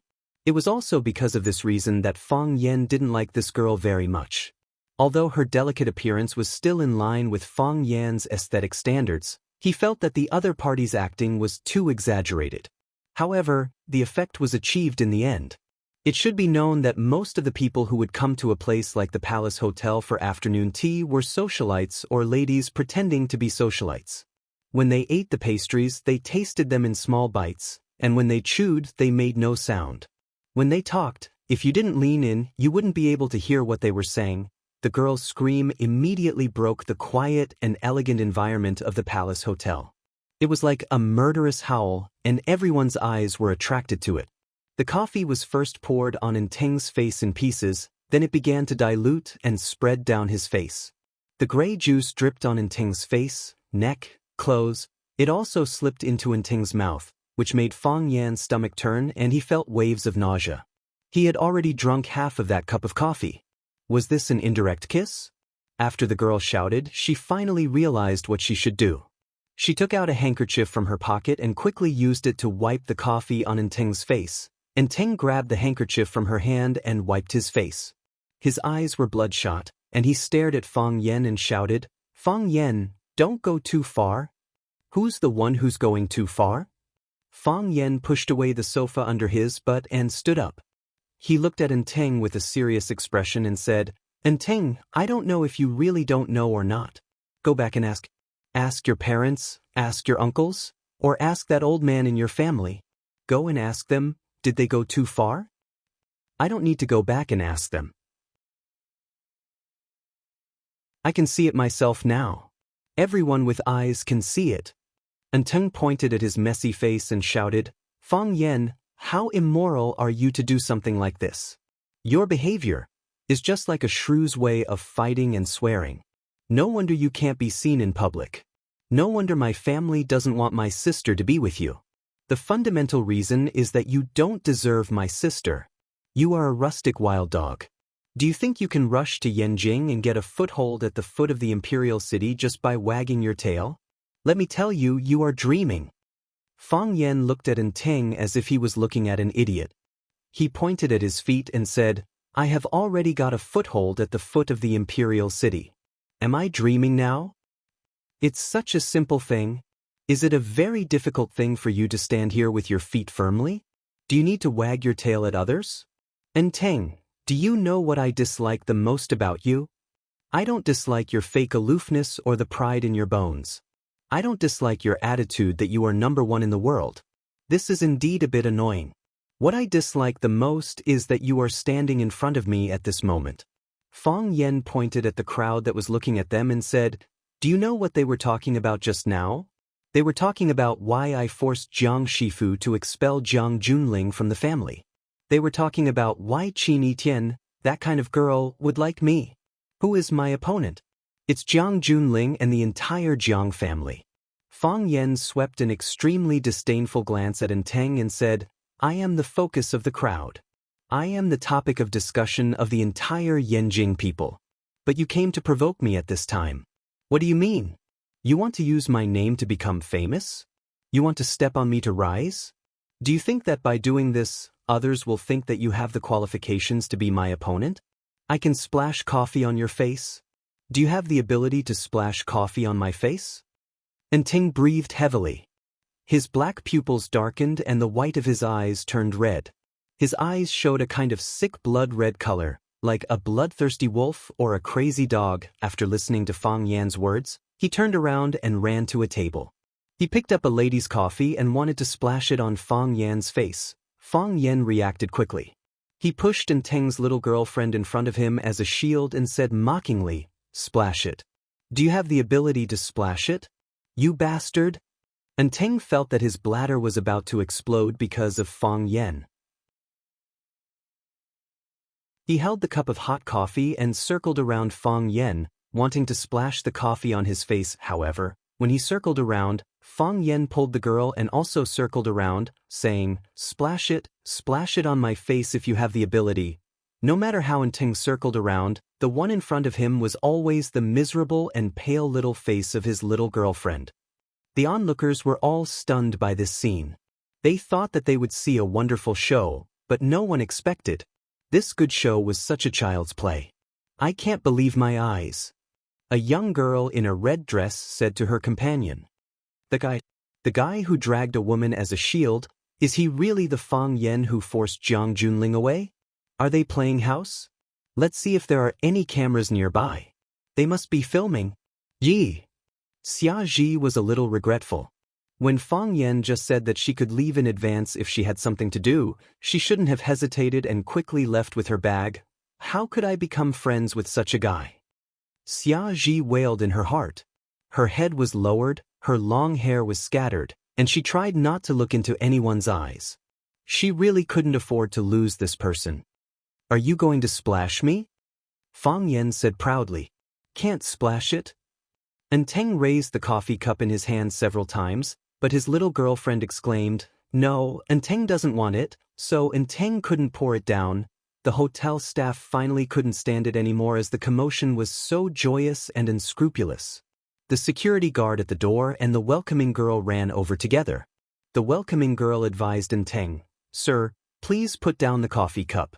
If you have something to say, let's talk." However, the security guard walked towards Fang Yan and said, "Sir, please let go of this lady. You are breaking the law. If you don't let her go, we will call the police." Fang Yan pointed at Teng and said, "He wants to splash me with coffee." "Sir, I promise you, pa." When Teng was dodging the greeter's action, the coffee in his hands spilled out. The entire cup of coffee and the cup smashed into the security guard's chest. The security guard was stunned for a moment, then let out a blood-curdling scream. The coffee was too damn hot.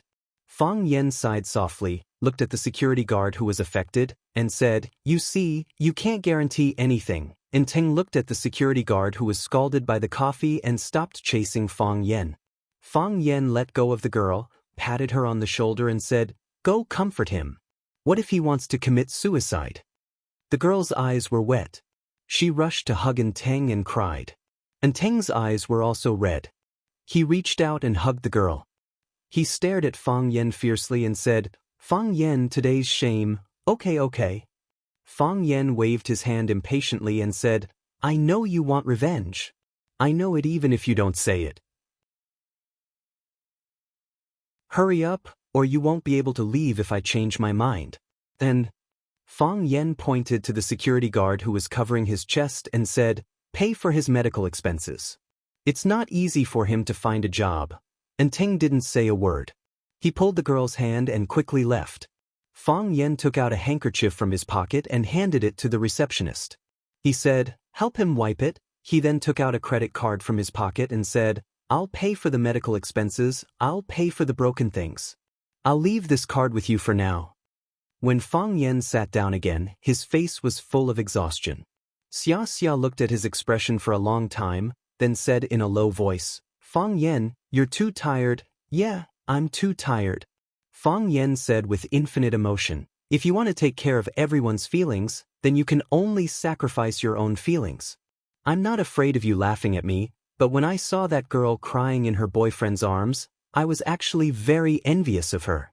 I've always felt that I was the one who felt the most wronged and should be crying. But I just can't cry.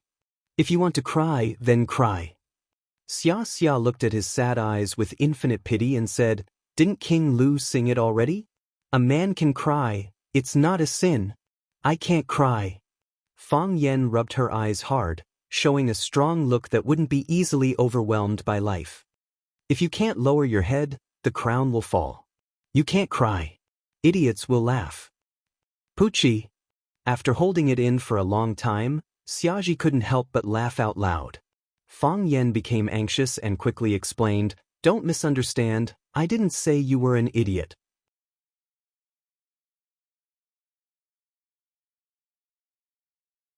Chapter 714. It would have been better if Fang Yan didn't explain, but after listening to Fang Yan's explanation, Xiaxia really wanted to smash the coffee cup in his hand into his face. "What do you mean I didn't say you were an idiot?" Xiaxia thought angrily. However, she was happy in her heart. The only person who dared to talk to her like this, who dared to use such an insulting word like idiot to joke with her, was probably the only one in Fang Yan in all these years. Other men either treated her as a high and mighty star, or as a goddess with an extraordinary background. Some people, even if they wanted to show their affection and joke with her, it would just be a dragonfly touching the surface of the water. It would be too forceful and deliberate and they would just laugh it off. Instead, they would think, "So the relationship between us is just like that." Fang Yan said it so casually, so naturally joking with her. In his heart, he did indeed treat her as a friend. Look, a woman's mind is so strange. You love her and hold her, and she feels that your bones are cheap. If you belittled her and stepped on her, she would think that you were a bastard. It was not easy to master the degree of the relationship. However, a friendly reminder, don't treat women as goddesses. Fang Yan smiled and said, "This is a line from a TV series. It's very popular on the internet. I'll borrow it for a while. I've seen this TV series." Xiachen said, "As long as it's an outstanding work or a work that has a good reaction from the market, I will find time to carefully appreciate it. I'm always worried that I'm not doing well enough, so I have to constantly learn from others' strengths. You're already the movie queen. Who can be your teacher?" Fang Yan said with a smile. "How can there be a time to be satisfied?" Xiaji shook his head and said, "You're a little abnormal today. I thought of a friend." Fang Yan said, "Her ending shouldn't be like this. Is it Teng's sister? I don't have much contact with her, but I heard that she's very beautiful. She's a famous beauty in Beijing." Xiaxia said, "They definitely wouldn't have thought that a person with such a vicious mouth would be so kind." "Are you complimenting me?" Fang Yan asked with a smile. If it weren't for her feelings, I'm afraid you wouldn't have let Teng off so easily, right? Do you still remember what happened to us in Watching Sky No. 1? You could even deal with an insignificant person so cleanly. The family has owed you too much, yet you allowed him to walk out unscathed. Xiaxia thoughtfully sized up Fang Yan and said, "I can't tell, I didn't expect you to be such a passionate person." Fang Yan forced a smile and said, "How is this sentimental? She was my first love. Have you ever had your first love? It's the first time I've experienced the feeling of my heart racing. Unfortunately, it's impossible for us to do it again. A lot of things can never go back to the past." Xiachen comforted her and said, "If we can't walk together, then we can only say that you guys aren't suitable. In any case, you have Yi Rou, Qin Yitian, Jiang Qin and Yuan Lin now. Especially Jiang Qin, it was as if he had been possessed. So many years had passed. How old was she at that time? I really don't know what you did to a child back then. I just asked them to study hard and make progress every day." Fang Yan smiled and said, "If you don't believe me, go back and ask them. Maybe it's because they think what I said makes too much sense. Everyone knows what to say. Even if it makes sense, so what?" Xiachen pouted coquettishly and said, "However, your current situation is getting worse and worse. You've already offended the Jiang family, and now you've offended the Yin family, as well as some enemies that I might not even know about. Fang Yan, how can you have such an ability? Why can you offend so many people wherever you go?" "I've explained this to others. I told them it's because I'm too outstanding," Fang Yan said. "But in front of you, I have no choice but to tell the truth." Xiaji's face was full of curiosity as he asked, "Because what?" "Because my luck with women is too good," Fang Yan said in a low voice. "If I didn't know Lu Chaoga back then, I wouldn't have come into contact with Jiang Zhulu. If I didn't come into contact with Jiang Zhulu, I wouldn't have become enemies with Jiang Junling. Later on, I realized that all the bad guys in the world are good friends. I don't know if your luck with women is good or not. Xianxia Kiki giggled and said, your last sentence is right. All the bad guys in the world are good friends. At that level, all the bad guys know each other. Because this circle is too small, there are always a few people jumping around. So, I poked a hornet's nest? You can't say that. Xianxia brushed away the hair on his forehead and said with a serious expression, you have a lot of resources on hand. You have Swallow Fort, at least the master of Swallow Fort supports you. You have the support of the Qin family, your own Chaoyan empire, and the solid foundation of Huaqing. You also have so many friends. If you need me, I'm willing to bring you back and beg the old man to help you. Although the strength on your side is too scattered, and you might be at a disadvantage in a clash, it's not like you're completely powerless. Fang Yan, think about it. 3 years ago, if someone had told me that you could contend against a giant like the Jiang family, I wouldn't have believed it no matter what. But now, I believe that you can contend against them, and I even believe that you will win in the end. I don't know if I will win, I only know that I must fight. Fang Yan said resolutely, fighting is just a possibility of dying. If you don't fight, you will definitely die. Zhang Jianjun said that there was a mission for him and Gong Sun Qi to carry out, but Fang Yan did not receive any news from the other party for a while, so he returned to Swallow Dock first. Although he was now a hot topic in Beijing, he was still unfamiliar with the city. Although Swallow Dock was his sad place, it also gave him a sense of belonging. This time, he came back to ask for an answer from his teacher, and also to accompany his grandfather, whose health was getting worse and worse, and his mother, who had lost her lover. Fang Yan returned to Swallow Dock. Except for taking a walk with Yi Ro occasionally, he spent most of his time walking around Swallow Dock with his grandfather, Fang Hui, or accompanying his mother, Lu Wan, to fertilize and weed the vegetable field beside his father's grave. The fresh fruits were all ripe, and he could pick a large basket every time. He couldn't finish it at home, so Fang Yan would carry a basket to the Yi family whenever he had something to do. Today, as usual, after sending his mother home in the Fang Yan, he carried a basket of freshly picked cucumbers, peppers, eggplants, and other food to the Yi family. Before he reached the Yi family's door, he heard the sound of fighting coming from the yard. Fang Yan could not help but grin. He did not expect that there would be someone else in Swallow Dock who dared to come to the Yi family and make trouble. After getting closer, he realized that it was not the case at all. Yi Fengxing, don't be a coward, come out. Yi Fengxing, do you think I can't do anything to you if you hide? Let me tell you, if you don't explain yourself today, I will beat you up every time I see you. Yi Fengxing, don't pull me, Yi Fengxing, you irresponsible coward. Fang Yan found the voice to be familiar. When he crossed the threshold of the Yi family, he realized that the person cursing was Bailey Lu, whom he had not seen for a while. Bailey Lu was dressed in short clothes with a ribbon tied on his head. His sleeves were rolled up, and he looked like he was going to fight to the death. Bailey Lu's sister, Bailey Qingzhu, stood beside her brother and kept pulling her brother's sleeves. She tried to persuade him in a low voice, but Bailey Lu, who was in a rage, had no intention of listening to her explanation. Fang Yan did not see Yi Fengxing.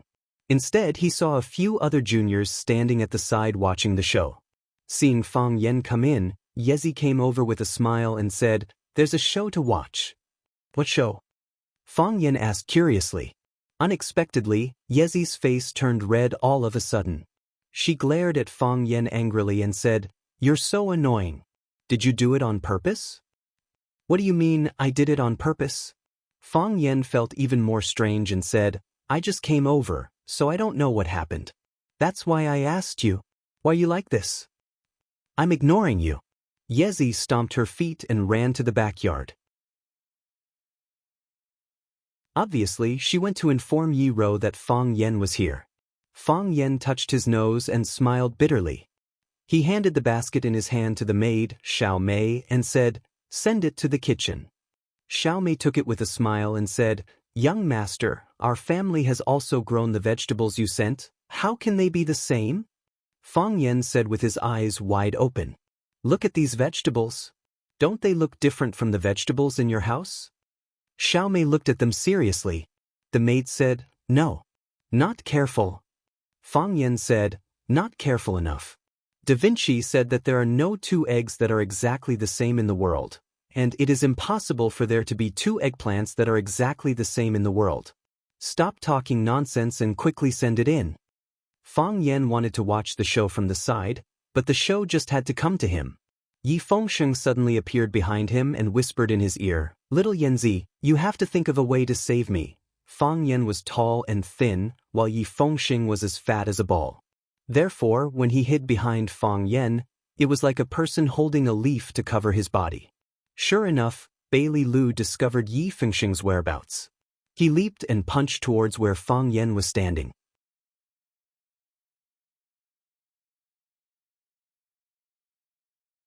Chapter 7:15. The fist wind whistled, and the powerful qi crisscrossed. A majestic aura swept towards where Fang Yan and Yi Fengsheng were standing. It was like a giant tornado had suddenly appeared, engulfing the two of them in an overwhelming manner. A seemingly solid black veil appeared above Fang Yan and Yi Fengsheng's heads. That was the place where the wind from the fists gathered. The murderous aura released by the fists tore and collided with the surrounding air, giving off tiny explosive sounds. The murderous aura condensed above their heads and no longer dispersed, waiting for Bailey Lu's fist, which was the real killing move, to arrive and detonate the entire strong wind boundary. The Bailey clan started with their fists and became famous through their fists. The Bailey clan's godly fist was the strongest and most tyrannical fist, and also the fiercest and most courageous fist. Their fist manuals were filled with phrases such as "one punch," "no return," injuring 3,000 enemies, injuring 800. The peak of the Bailey clan's godly fist technique was when the boxing lunatic, Bailey Feng, was still alive.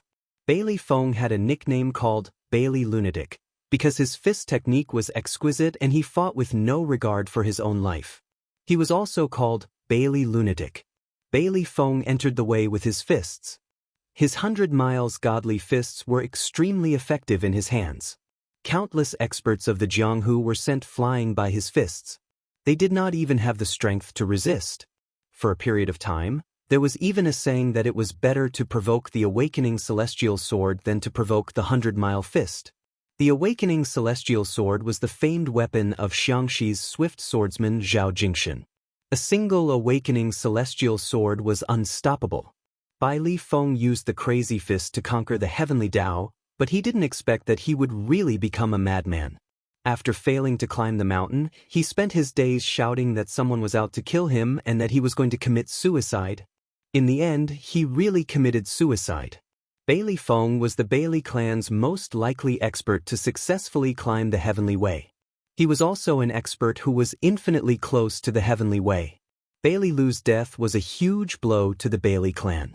There was even a saying that godly fists do not enter the path. The godly fist could not enter the Tao? The people of the Bailey clan refused to accept this. Generation after generation worked hard, risking their lives, thinking of using their clan's ultimate arts to climb the heavenly Tao. Unfortunately, the world was mostly like this. You wouldn't be rewarded just because you put in the effort. To this day, the Bailey family still did not have a single fist master who could successfully climb the heavenly Tao. This was also the reason why Bailey Lu was so crazy. He toured the famous mountains and rivers all day long, looking for heroes all over the world to challenge. The pressure was huge.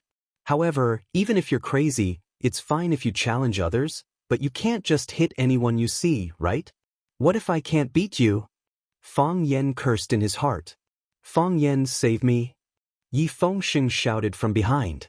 Bailey Lu was obviously coming for Yi Fengsheng, but Yi Fengsheng's strength was not as good as Bailey Lu's. Moreover, he had a guilty conscience, so how could he have the courage to fight? Therefore, he placed his hopes on Fang Yan, who was standing in front of him. Fang Yan was his good brother, and Fang Yan was his cousin-in-law. Fang Yan's kung fu was good, and Fang Yan's character was wonderful. Fang Yan would not leave them in the lurch. Although Yi Fengsheng's face was full of shock, his heart was calm. He knew that Fang Yan would help him take this punch, Fang Yan gathered his energy in his dantian and took a step forward with his right foot. Yi Fengxing's eyes were mesmerized, and he was very touched. His guess was right. Fang Yan had fought back. Fang Yan had fought back. If there was trouble, look for Fang Yan. Fang Yan would let you not be bothered anymore. Fang Yan tiptoed with his right foot and leaped high into the air. He struck out with his palm and pierced through the black gauze above his head. So cool! Yi Fengxing crossed his arms in front of his chest, and there were hot tears in his eyes. Fang Yan's counterattack was so cool, and he jumped so high. Something's wrong? Yi Fengxing's chubby cheeks suddenly puffed up. This was because he realized that Fang Yan had been flying all this time. He was like a rocket that had been shot straight up into the sky.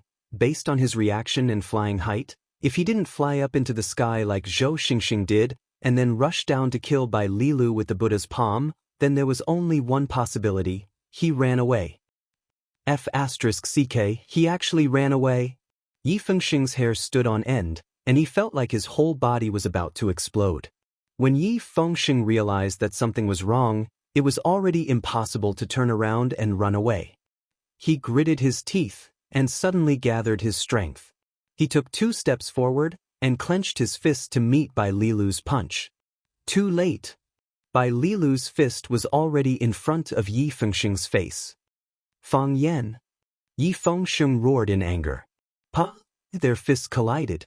However, without any surprise, Yi Fengxing's body was like a rolling gourd as he tumbled backwards. One was prepared, and the other was a hasty response. One was ready to attack, and the other was an idiot. It was obvious that Yi Fengxing was no match for Bai Lilu. Kacha? He knocked over a ginkgo tree in the yard, and his body fell heavily into the nursery. Fang Yan! Yi Fengxing lay on the small sapling and cried out Fang Yan's name. Aren't we friends? Aren't we friends? Aren't we people who love each other? But why did you do this to me? Why did you jump so high? Fang Yan stood in the corner of the yard and snatched half of the cucumber from Ye's hand. He took a bite and said, I haven't seen you for a long time, and Bai Lilu's punching skills have improved. This punch is not flashy, not frivolous, and not opportunistic. It uses strength as the bone, courage as the flesh, and one punch, ouch. Fang Yan touched the arm that Yi had pinched and looked at Yi angrily. He said, Didn't I just snatch half of your cucumber? Did you have to use so much strength? I was the one who brought this cucumber to you just now. Fang Yan, you still have the nerve to say that? Who wants the cucumber? Did I pinch you because of the cucumber? Yi looked at Fang Yan with disdain and said, Yi Fengxing is your good friend and brother. When he was in danger, you actually ran away. I didn't run away. Fang Yan explained, I was still watching from the side. Watching him get beaten up? Fang Yan nodded and said, Men always have to experience this day. You? Fang Yan smiled and chewed on the cucumber. He watched Bai Lilu rush towards Yi Fengxing, who was lying on the ground. He sat on Yi Fengxing's body and punched Yi Fengxing's face and scolded, Yi Fengxing, you bastard. Yi Fengxing held his head with both hands and shouted, Don't hit my face, don't hit my face. Help. Bai Lilu punched him again and roared angrily, Yi Fengxing, if you don't give me an explanation, I won't let you off. Bang, bang, help, help. Bai Lilu seemed to have a deep hatred for Yi Fengxing. He kept punching Yi Fengxing's head, chest, and all the parts of his body that could be hit. Bai Lilu lay there, howling like a pig being slaughtered.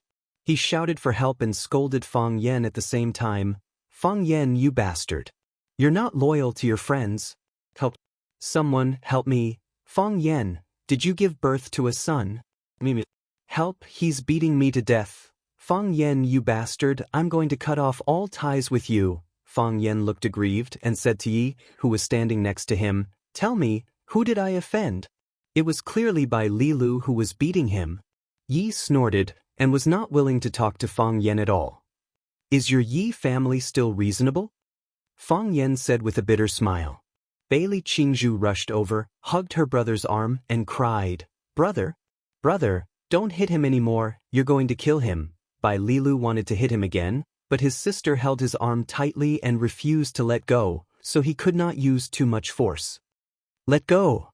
Bai Lilu sighed. Brother, this has nothing to do with Fengxing, it's me. I blame myself. You're still speaking up for him? Bai Lilu wanted to punch him again. Blame me, blame me.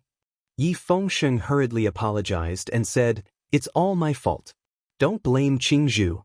I didn't blame Qingzhu at all. Bai Lilu wanted to hit him again. Brother! Bailey Qingzhu was angry. She hugged her brother's arm and said, can't we talk nicely? Talk nicely? Fang Yan walked over with a cucumber in his mouth and advised, it's not a big deal, why do you have to get physical? Let the people outside see it as a joke. What did you say? It's not a big deal? Bai Lilu punched Yi Fengxing's head. Do you know what this fatso did? He shouldn't have done anything. Fang Yan said, he's a human, right? Bai Lilu's face turned green and white, and he stared at Fang Yan and said, you know everything, and you still dare to say that it's not a big deal? It's not a big deal to begin with, Fang Yan said with a serious face. How old is your sister this year? 21. She's an adult, right? What are you trying to say? Yi Fengxing and your sister are both adults, and they have the ability to be responsible for their own actions. No matter what happened between them, that's their business. They haven't gotten married officially, and they're already. Bai Lilu sat on Yi Fengxing's fat belly and said angrily. I know it. Fang Yan nodded and said, this is Yi Fengxing's fault. What kind of man is a martial arts practitioner if he can't even control his lower body? But now that you've beaten him up, your anger has subsided. All right, I know it hasn't completely subsided, but it's at least half subsided, right? So, can't we just settle the rest of the matter? If you beat him to death, then this official marriage really can't be realized. Yes, yes. Yi Fengxing nodded repeatedly and said, I'm not an irresponsible man. Fang Yan, you bastard, I want to break off all ties with you, even if you scold me. Fang Yan looked at Yi Fengxing and said with a face full of sincerity, I will still help you.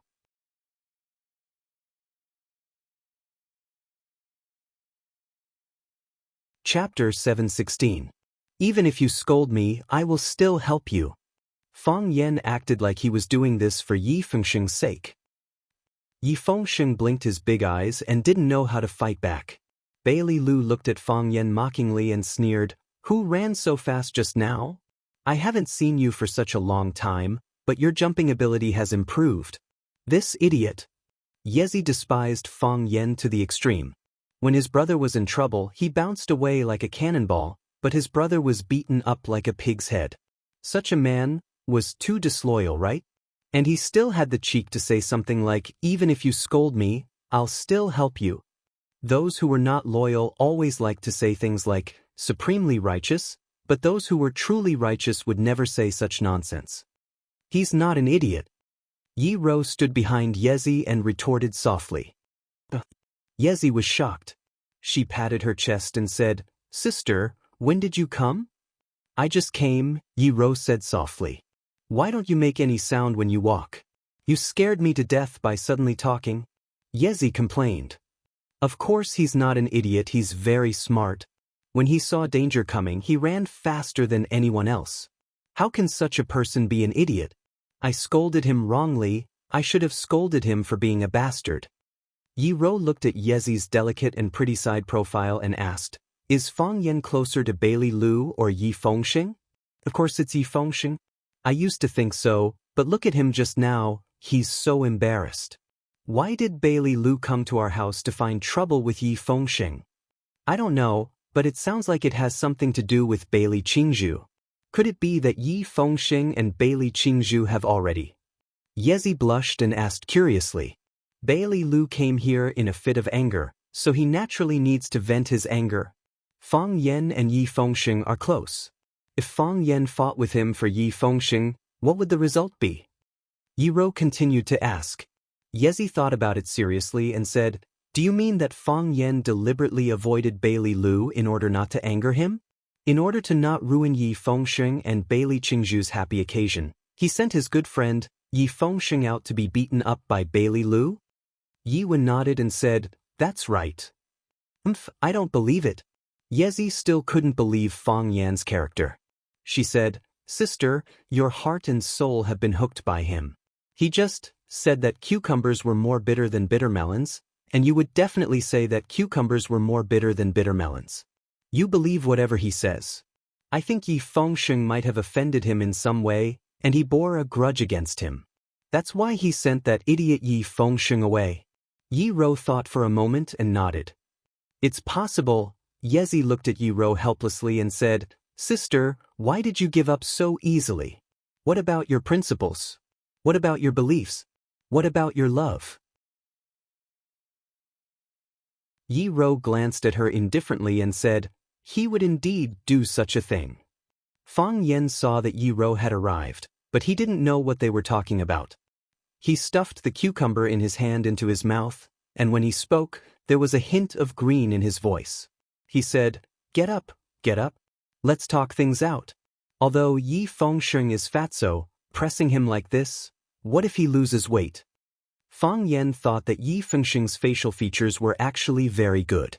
If he really lost weight, he would be a challenge to his position as the captain of Swallow Doc's Prince Charming team and as the face of the team. In comparison, he quite liked being friends with Fatso. "Brother?" Bailey Qingzhu grabbed her brother's arm and said, "Get up." Bailey Lu hesitated for a moment. He knew that if Fang Yan didn't help and Yi Fengsheng didn't fight back, he wouldn't be able to continue fighting. He climbed up from Bailey Lu's body and shook off the dust on his body. He stared fiercely at Yi Fengsheng and said, "Yi Fengsheng, you must give our Bailey family an explanation. You actually dared to do such a thing. Do you think our Bailey family is easy to bully?"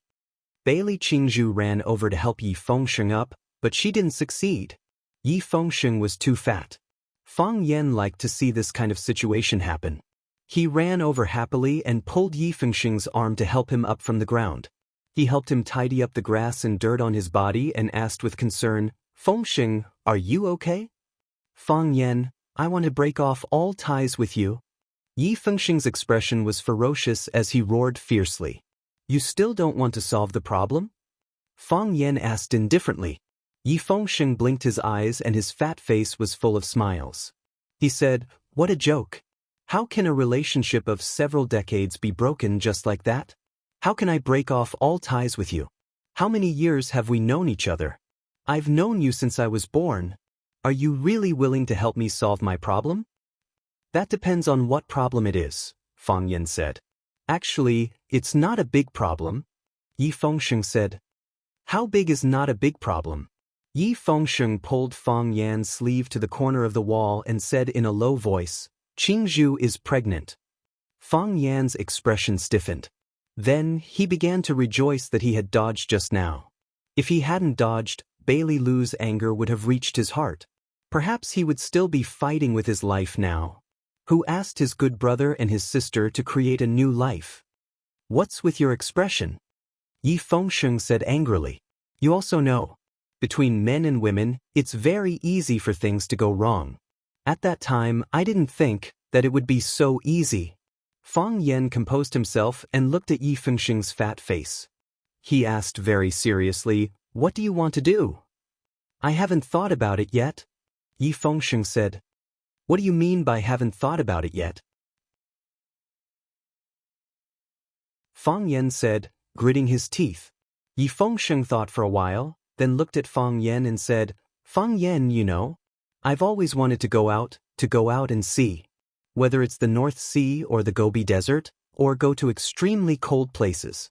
I want to go out and see while I'm still young. Swallow Dock is too small, I want to go out and see.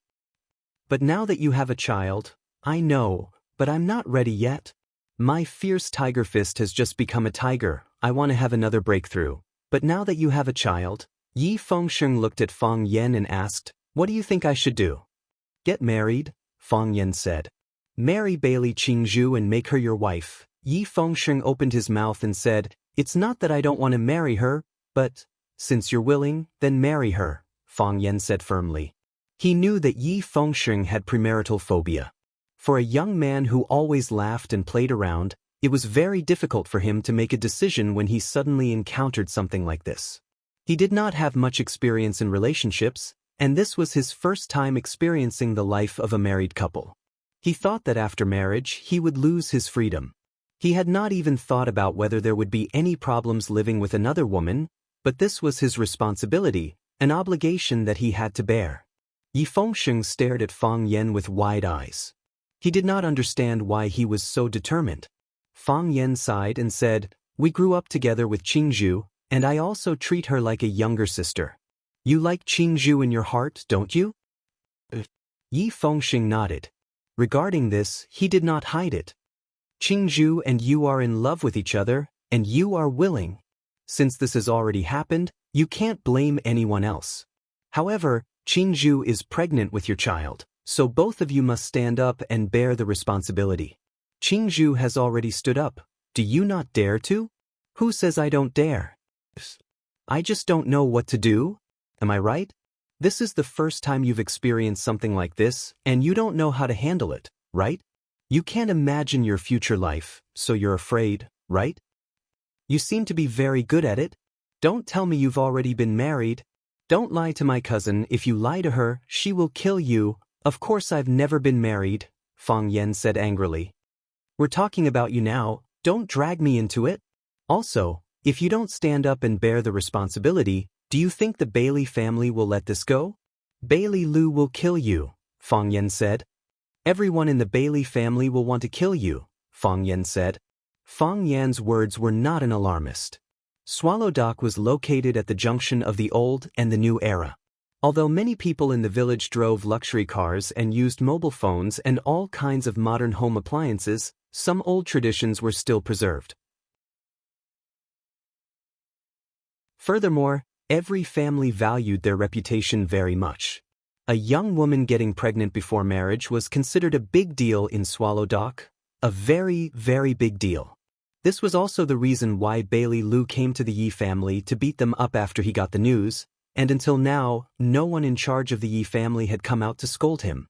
Everyone knew that the Yi family was in the wrong, so they had to let the Bailey family calm down first.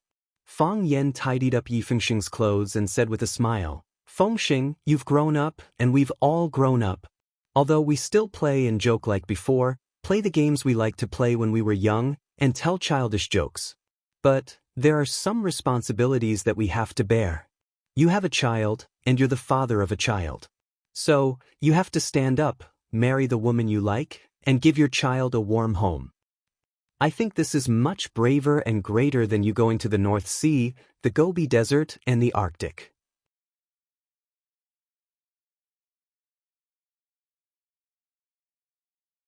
Chapter 717. Fang Yan and Yi Fengsheng whispered to each other. Yi sneered and said, "Fang Yan is not a good man. He will definitely persuade Yi Fengsheng to leave. Yi Fengsheng has always wanted to go to Huaqing with him. If Uncle hadn't stopped him, fearing that he wouldn't be able to control himself after going to Huaqing, he would have run away long ago." Yi Ro looked at Fang Yan tenderly with a slight smile on her lips. Since her relationship with Fang Yan was confirmed, she didn't know why she always looked at him and thought about him. Even if she didn't say a word and just looked at him quietly, she felt extremely happy and satisfied. Hearing Yi Ro's words, Yi Ro shook her head gently and said, "Fang Yan is not such a person. Sister, why are you speaking for him again? Have you forgotten? How many girls came to see him when he was in mourning in Swallow Dock? Jiang Qin and Yuan Lin don't need to be mentioned. They would come every few days. Teacher and student relationship? Which student would treat their teacher like this? And that Qin Etian, she clearly wants to compete with you. Look at her expression when she looks at Fang Yan. Look at what she has done for Fang Yan. And do you know what gift she gave him for the first time? Fang Yingxiong secretly told me that the so-called red heart black jade was priceless. It was said that a small piece could buy a courtyard house in Yanjing City. Also, that black turtle ointment, the two big red dragons that the Fang family raised in the living room. Aren't they ashamed? A girl gave so many gifts for the first time. Does she want to buy a man? That's too much." The more Yi Ro said, the angrier she became. She felt more and more indignant for her sister. She said, "And Xia Tian, how could he have anything to do with the big star Xia Tian? And that? Sister, I don't mean to criticize you, but you are too naive and have no experience in love. You don't know that men are very greedy when it comes to love. They want whatever they see. How can they be satisfied? So, you must never be deceived by her. The deeper the love, the deeper the scar. I won't, Yi Ro said calmly. Sister, I can feel it. Feel what? He cares about me, Yi Ro said.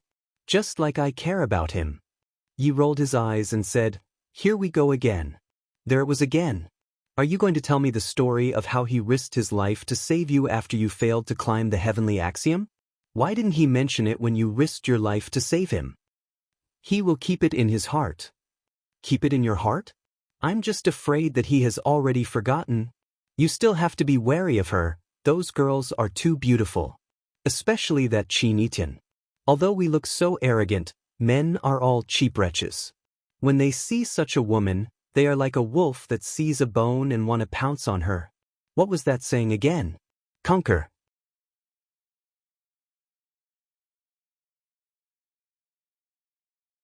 She also felt that she had lost face after such a thing happened.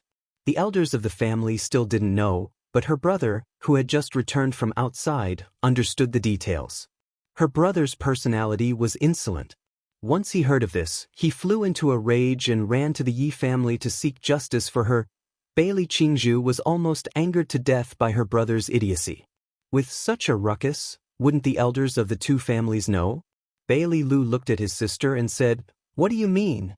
You want to say that my sister must marry Yi Fengxing no matter what? No.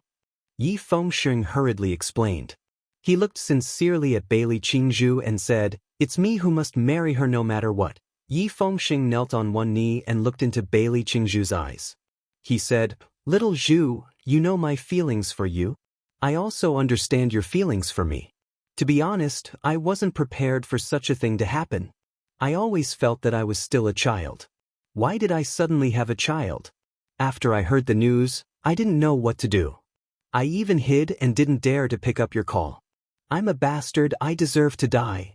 I know you must have been very sad at that time. I've let you down. I also felt very sad in my heart. I felt that no matter what, as a man, I should have stood up at that time, hugged you and said it's okay. We'll bear this together. But at that time, I didn't do it, and I didn't do it well. I've always wanted to go out and have a look. I've always wanted to go out and explore. I've always wanted to train our Yi family's ferocious tiger fist to the middle stage of tiger. I've always felt that there are still many things that I haven't done. I've always thought that I still have a very, very long time, but you suddenly told me that we have a child. We're going to get married? Yi Fengxing's eyes reddened. He reached out and held Bailey Qingzhu's small hand tightly.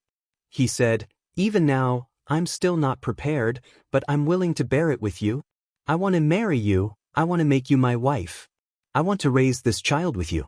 Just now, Fang Yan told me that to stand up and marry the woman you like, to give your child a warm home, is much braver than going to the North Sea, the Gobi Desert, or the extremely cold land, and much more noble. I don't care if it's brave or not, and I don't care if it's noble or not, I just want to do it. Because this is what I think in my heart. I want to marry you, I want to make you my wife, I want to be the child's father. The muscles on Fang Yan's face twitched again and again. This bastard, how can you change your lines so casually? Although the effect is better after you changed it, but have you ever thought about my feelings?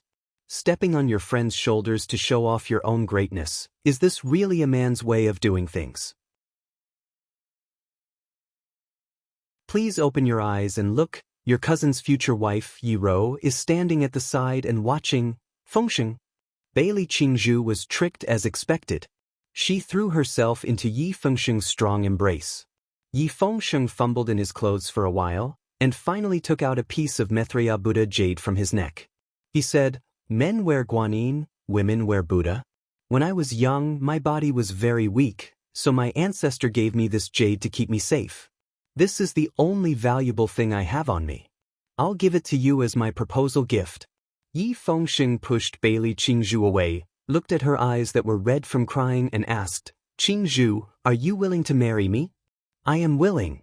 Bailey Qingzhu's tears flowed down in large droplets. As she wiped her tears, She nodded continuously. Thus, Yi Fengxing put the piece of jade in his hand on Bailey Qingzhu's neck and then forcefully pulled her back into his embrace. Qingzhu, Fengxing. Just like in the movies, after the male and female leads called each other's names, they hugged each other even more tightly. The rims of Fang Yan's eyes were also red. He walked in front of Yi Rou, reached out and hugged her, saying, "I'm so touched, I'm about to cry."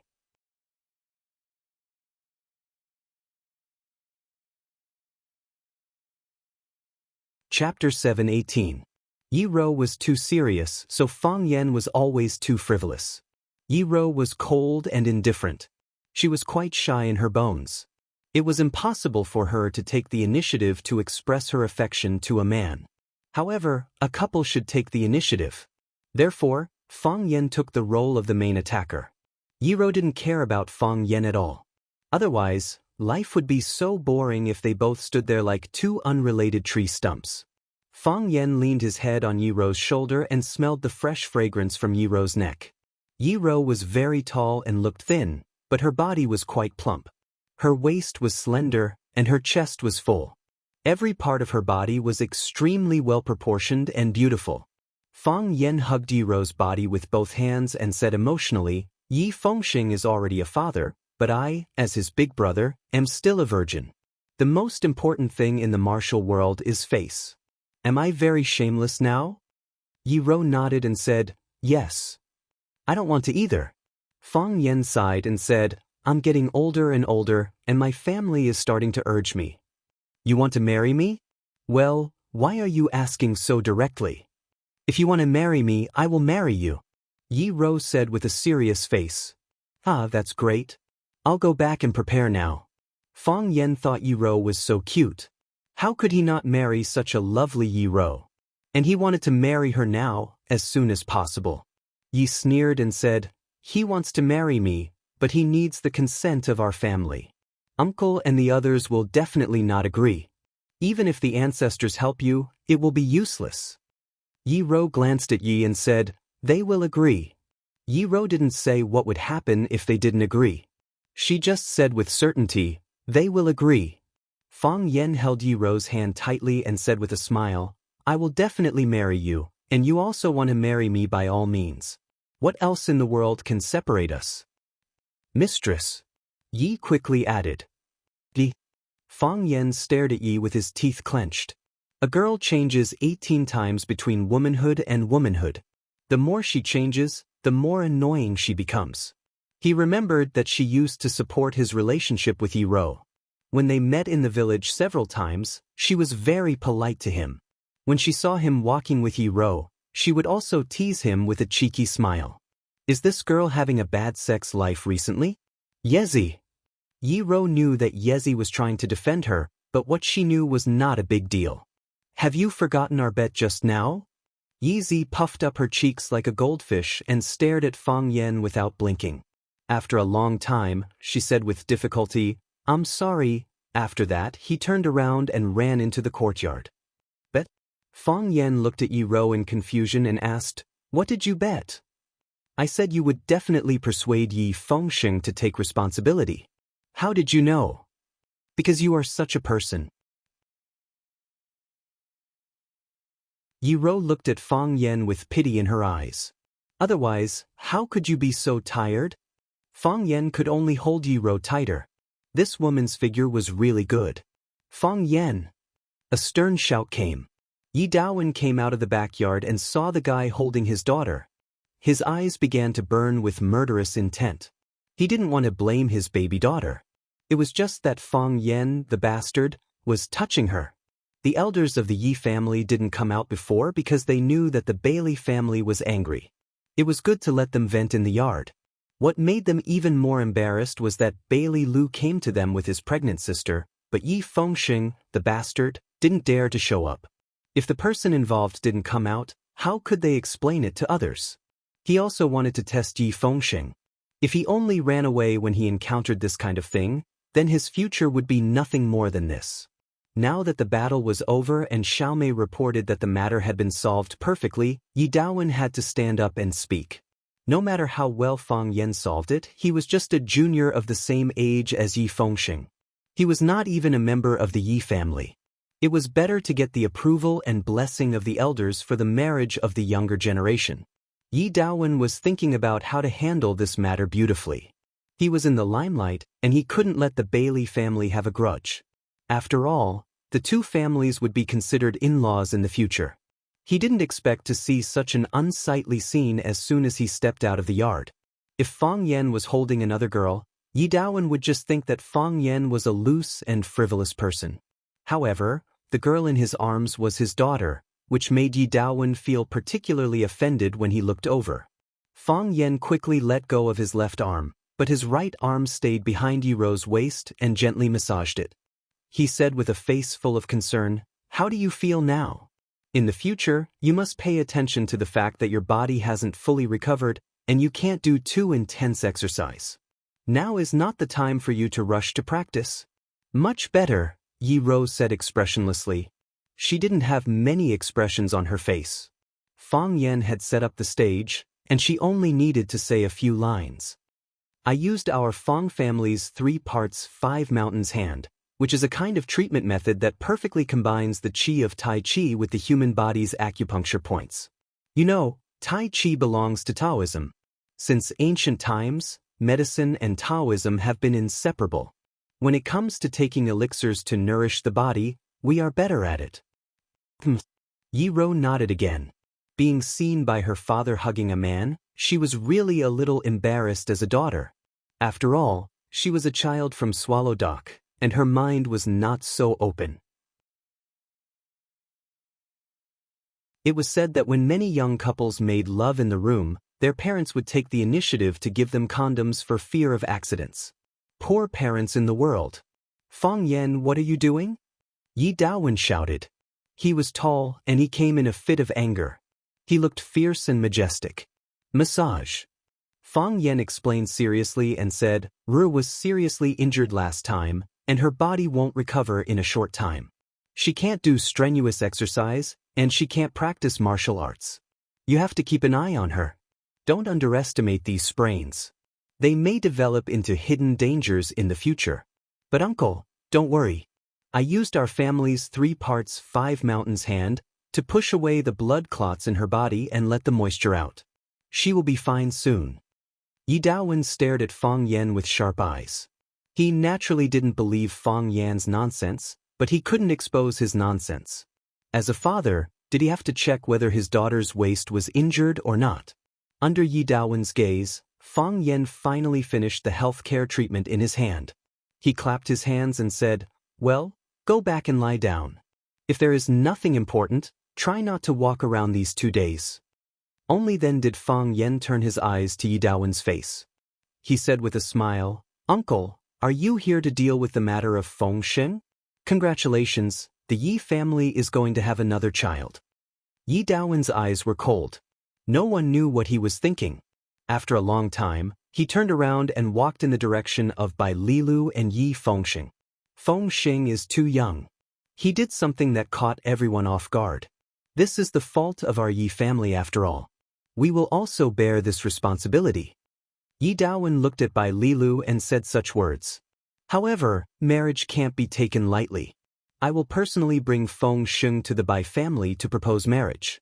I also need to discuss the details of the wedding with the elders of your family. Bai Lilu knew Yi Daowen's position in the Yi family. Among the 3 tigers of the Yi family, his position was not the highest, and his martial arts was not the best. However, he was the well-deserved master of the Yi family.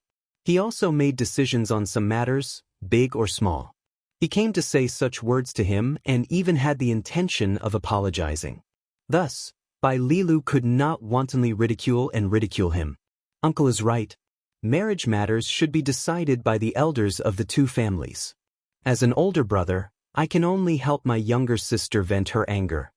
Bai Lilu glanced at Yi Fengxing and Bailey Qingzhu, who were still hugging each other and unwilling to separate.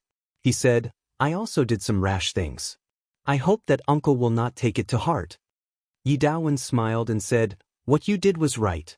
If you didn't do it, I would have beaten that brat up. How could I allow him to escape and shrink back from this kind of thing? After talking for a while, Bai Lilu bid farewell to Yi Daowen. Yi Fengxing, come in here. Wenwan, you come with me. Yi Daowen shouted as he left. Yi Wen looked at Fang Yan. Fang Yan smiled and patted her shoulder. He said, Go, I also have something to do. Yi Wen nodded and followed behind her father to the backyard. Fang Yan sighed powerlessly and lifted his feet to walk out of the Yi family's house. Fang Yan! Bai Lilu shouted. Fang Yan turned around and looked at Bai Lilu, who had left the Yi family a step earlier but had now appeared behind him. He said, What's the matter? If you want to laugh at me, I advise you to bear with it. Otherwise, I will be very angry. You killed Bai Xiu? Bai Lilu stared coldly at Fang Yan and asked. Fang Yan looked at Bai Lilu thoughtfully and said, It looks like you don't have a good relationship with that scum Bai Xiu. What? You want to seek revenge for him? I want to seek revenge for him. Bai Lilu shouted coldly. Do you dare to have a good fight with me?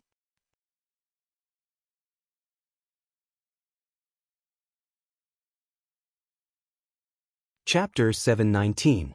Yi Daowen turned around and said to Yi Fengxing, go to the great ancestor with Qingzhu. The great ancestor wants to talk to you. Yi Fengxing agreed, but his eyes looked at Yi Rou. He was not stupid. He knew that his uncle wanted to talk to Yi Rou, and it should be about her and Fang Yan. He knew Yi Daowen's attitude, and even the attitude of the whole Yi family. But what? Why couldn't my cousin and Fang Yan be together? Yi Daowen instructed, and then he walked towards his study. He didn't ask Yi Rou to go back, so Yi Rou could only follow him into the study.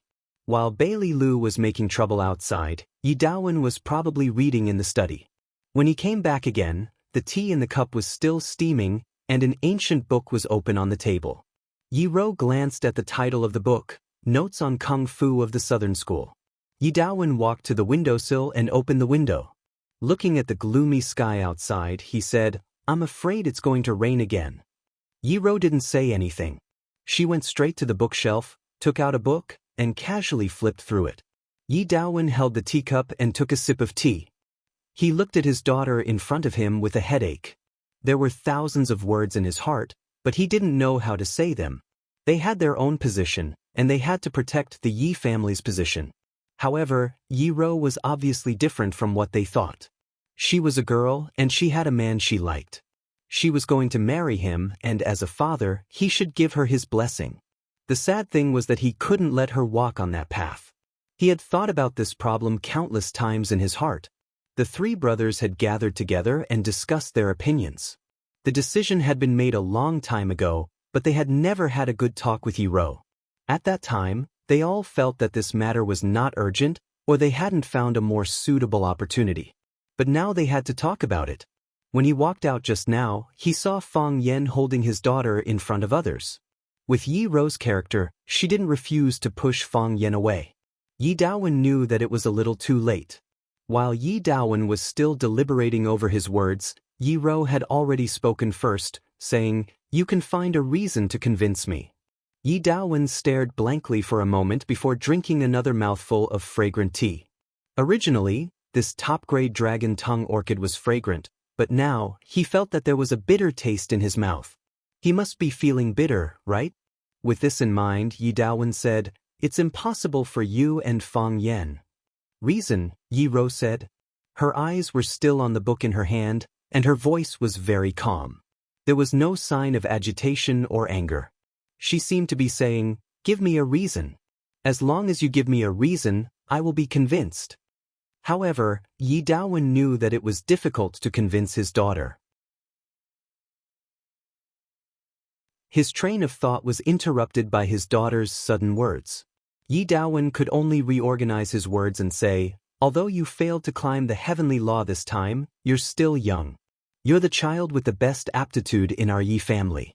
As long as you don't give up, conquering the heavenly law is only a matter of time. Next year? Or the year after?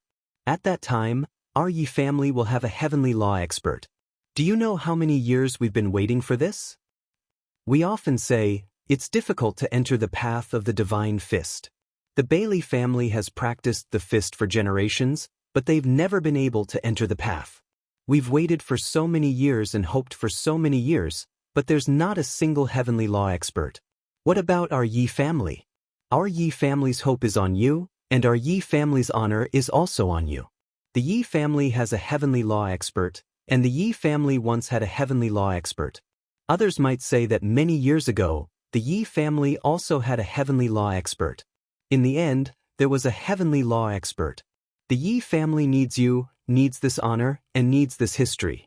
Which of these families who practice martial arts doesn't want to have a heavenly law expert? Just like those scholarly families in ancient times, which family doesn't want their own family to have a scholar? I also know that I'm being too selfish by saying this. As a parent, who doesn't want their children to live well and be happy? However, in my position, I have to consider the interests and reputation of the entire family. It's not just me, but also your grandfathers and uncles. Yi Ro finally raised her head. Her expression was still calm, but there was a hint of mockery in her tone. She looked at her father and said, "Is it because I'm too outstanding?" "I've said it before. You've always been the most outstanding," Yi Daowen said. On this point he was also very proud of his daughter. "Because I'm too outstanding, I can't get married and can't leave the Yi family?" "You can also get married. We've also discussed it. We can find a husband for you. You're outstanding in all aspects, and there are countless young talents who want to enter our Yi family. Your second and third uncles are also looking for someone outside for you. Whether it's from the government department or the military department, you have to find someone who can match you in all aspects. It's okay if you don't match up. As a husband and wife, one has to be strong while the other is weak. If both of them are too strong, it's not good for family harmony. Look for?" Yi Ro squinted her eyes and smiled. She said, "Look for? Can one's own husband be looked for? The past is not the past. Even now in Swallow Dock, there are many couples who have never met before getting married, and they live very well afterward. But I already have someone I like," Yi Ro said aloud. "That's why I wanted to talk to you. I should have talked to you a long time ago. At that time, I thought that everyone also thought that young people's relationships were not very stable. Maybe they would break up after talking for a while. Now you think we won't break up? I do feel that way. Unfortunately, you couldn't convince me," Yi Ro said. She closed the book in her hand and prepared to leave. Yi Ro stopped and turned to look at her father. She knew that he was also in a difficult position. She also understood his difficulties, but she still said firmly, "You didn't convince me. Fang Yan is not a good match." Yi Daowen said, "Because he's not outstanding enough?" "No, because he's too outstanding." Yi Daowen said, "He's too outstanding and too ambitious. We can't control him, and we might even be controlled by him. We're still alive, and your second uncle and third uncle are also here. We can suppress him.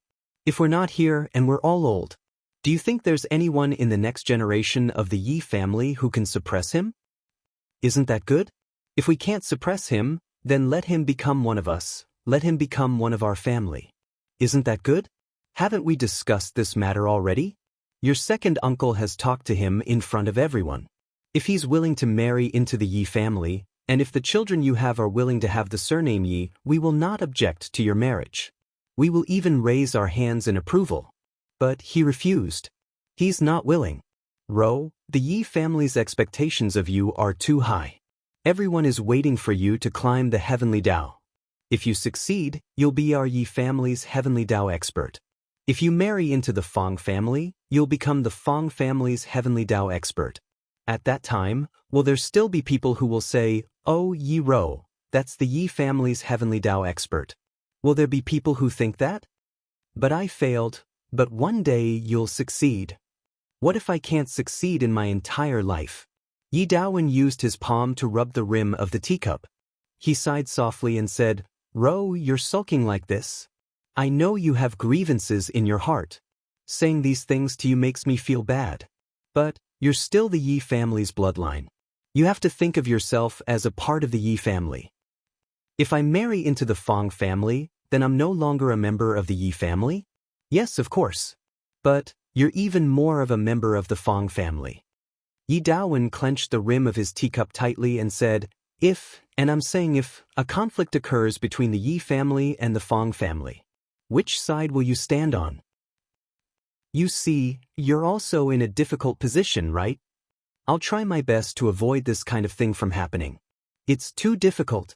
The Yi family has to charge forward, and the Fang family is the same. Just look at what Fang Yan has done. Yi Daowen sighed and said, if you weren't so outstanding, this matter would be very easy to handle. If Fang Yan wasn't so outstanding, this matter would be easy to handle. The key is that the two of you are too outstanding, you know? The teacher wants Fang Yan to be the teacher. He wants Fang Yan to take over his position and become the next teacher of Swallow Dock. Yi Ro thought for a moment and chuckled. She said, so, you think he took your position? I know you also want to be a teacher, so you don't agree to our marriage? It's not that I want to be a teacher. It's that the Yi family needs this teacher. Yi Daowen put down his teacup and rubbed his forehead with some pain. He said, you're my daughter. You're also very smart. There are some things I won't hide from you. Your second uncle is in politics and your third uncle is in the military. I've waited in Swallow Dock for so many years just for this position. I'm waiting for the teacher to retire or grow old. I'm waiting for this position. Could it be that you think I'm inferior to Fang Yan? Inferior to that young fellow? No one can deny that I'm the most suitable person for that position. I've also always been preparing for that position. I've been preparing for so long. I've been preparing for so many years. Perhaps I'm the same age as you. Yi Daowen's voice contained a sense of dignity and dominance. He said in a heavy voice, but he wants to suppress me. That old fellow wants to suppress me. He wants to suppress our Yi family's Fang Yan. Fang Yan has become his accomplice.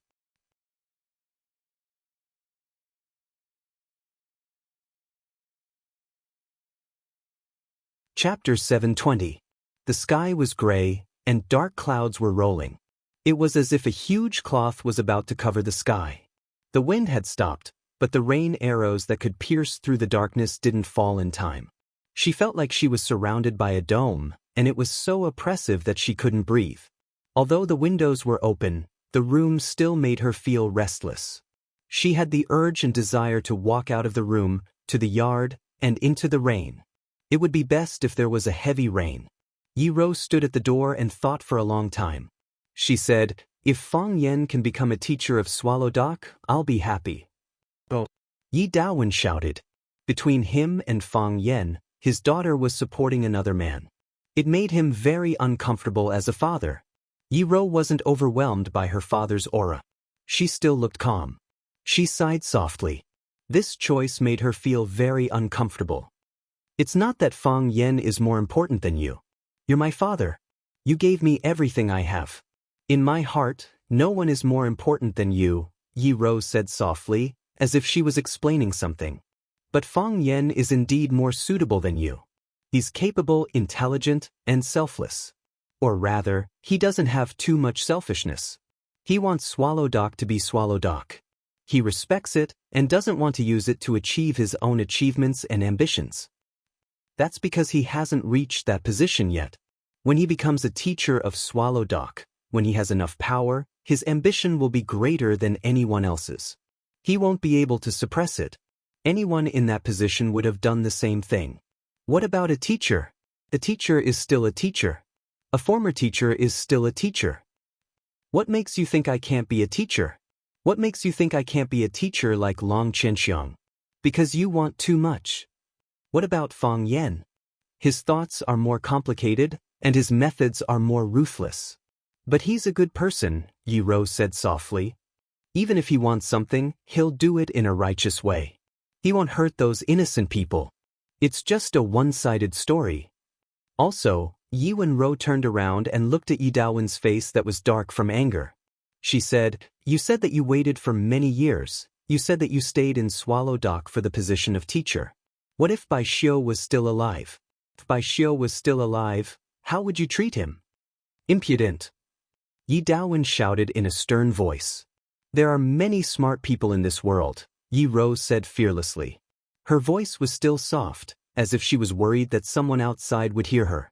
You're not the smartest person and neither am I. Yi Rose sighed again, opened the door, and walked out. Boom! A loud clap of thunder came from the distant horizon. Lightning streaked across the sky, lighting up Yi Wen's beautiful face. Her expression was calm, but her eyes were turbulent. She walked to the courtyard and stood in the small courtyard, looking up at the dark sky. Voila! The torrential rain poured down on her face and body. Yi Rose stretched out her hand. The raindrops fell on her palm and splashed away. She enjoyed this moment of comfort and coolness very much. It was as if all the hair on her body had opened up. She knew that only the rain arrows could tear apart the endless darkness and boredom. Clang! Fang Yan's body was smashed heavily against the blue stone wall. His back was burning with pain, and all the bones in his body were about to break. His body slid down the smooth wall. Before he could slide to the ground, Bai Lilu had already rushed over and punched Fang Yan's chest. Swish! The fist passed through the rainforest, and countless raindrops were sent flying. The flying raindrops became indestructible bead arrows. The beads hit the wall and made a pa-pa sound. Then, they exploded and turned into countless denser and finer raindrops. Many raindrops fell on Fang Yan's body, but this kind of injury was meaningless to him. If he was an ordinary person, his chest and stomach might be red and purple, but for Fang Yan, it was nothing more than scratching an itch through his boots. Fang Yan's body was tense, and his back was tightly pressed against the stone wall, as if he was going to squeeze the stone wall until it burst. When his body was ready, he shouted, and his legs suddenly sprang up. He punched toward Bai Lilu's fist. Their fists collided, and then collided again and again. Bai Lilu's godly fist was invincible. He had extremely high attainments in fists, and his strength was strong and fierce. Every punch had the power to split mountains and split stones. Although Fang Yan majored in Tai Chi, he did not use the softness of Tai Chi to overcome the hardness. Instead, he used force to meet force with force. Therefore, when their fists collided, the burst of strength was particularly shocking. Bang! Bang! Both of their bodies leaped into the air, and after a quick 7 punches and 12 kicks, their bodies began to fall. In the process of falling, the two of them were still entangled and did not separate. Bai Lilu punched toward Fang Yan's face, but Fang Yan turned his fist into a claw and grabbed Bai Lilu's wrist. Bai Lilu waved his fist to dodge, and Fang Yan buckled again. Bai Lilu dodged again, and Fang Yan buckled again. The two of them fought dozens of times in a row, and finally, Fang Yan seized the opportunity. As long as his claws touched Bai Lilu's skin, Bai Lilu could not escape. Fang Yan's body directly hit Bai Lilu's chest, and then with a shoulder, Bai Lilu's body flew out. Bang! Bai Lilu's body fell on the bluestone floor, and then he slid all the way back. The rainwater gathered on the ground was cut by his body, and it flowed in front and on both sides. Crack! Bai Lilu punched out, and a big hole was smashed on the bluestone floor by him. Half of his arm went into the hole. With his arm as the center, he turned his body 360 degrees in 2 circles, and only then did he completely remove Fang Yan's rhinoceros hit. With a punch, he stood up again. Voila! The rainwater poured down, and Fang Yan and Bai Lilu's faces and bodies were all wet. Blood oozed out of Bai Lilu's face, and it was instantly washed away by the rainwater on his face. When it oozed out again, it was washed away again. Therefore, it looked like his face was clean, and there were no wounds. Fang Yan grinned and said, "Do you still want to fight?" "I just warmed up. How can I not fight?" "Your face is broken."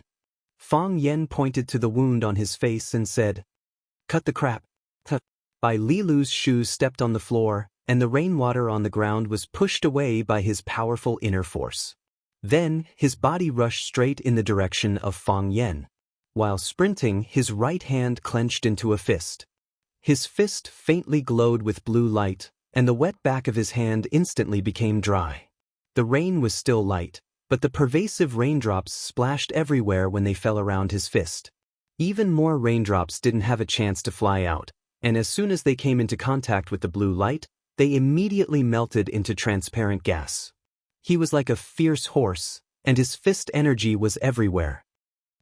Bai Lilu snorted and punched at Fang Yan's chest. This was a straight punch, and it was also a fair and square punch. He came straight at Fang Yan, and his punch was aimed at the important part of Fang Yan's body, which was also the part that must be saved. Star-shattering fist was the most powerful punch in the Bailey family's divine fist, and it was also the most difficult punch to practice. Fang Yan had heard from Bailey Lu that when the star-shattering fist was used, the entire arm would turn green.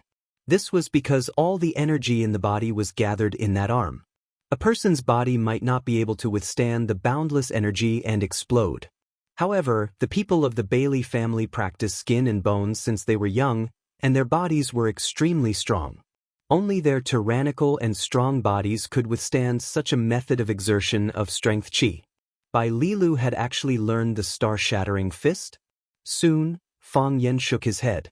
Bai Lilu's fist only glowed with blue light, but not the whole fist had turned blue. Moreover, the star-shattering fist not only made the fist turn blue, but also the whole arm and even the face would turn blue. Bai Lilu should have only touched the surface of the star-shattering fist, and it would take a long time for him to really master it. However, at his age, he was already considered a genius. Perhaps the curse of the divine fist being difficult to enter the path would be broken by him. Fang Yan did not dodge. He bent his body slightly, stretched out his hands, and waved them in the rain. His left foot was the center, and his right foot was drawing a circle in the rain. His hands waved faster and faster, and the rain from the sky was slapped away by his sleeves and palms. By the time his body turned into an illusory shadow, not a single drop of rain could fall on his body. His body became a transparent state of vacuum. Not a feather could fall, not a leaf could be added.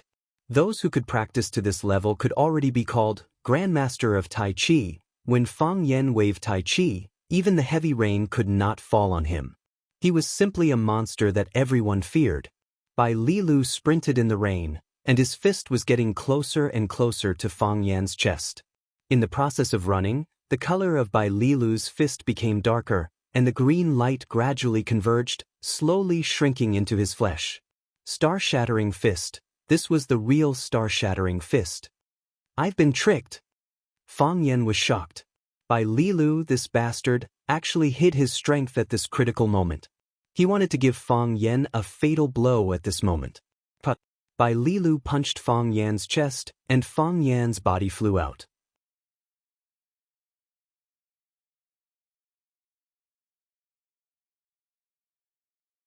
Chapter 721. The 100 Miles Godly Fist used bravery as its bones and strength as its flesh.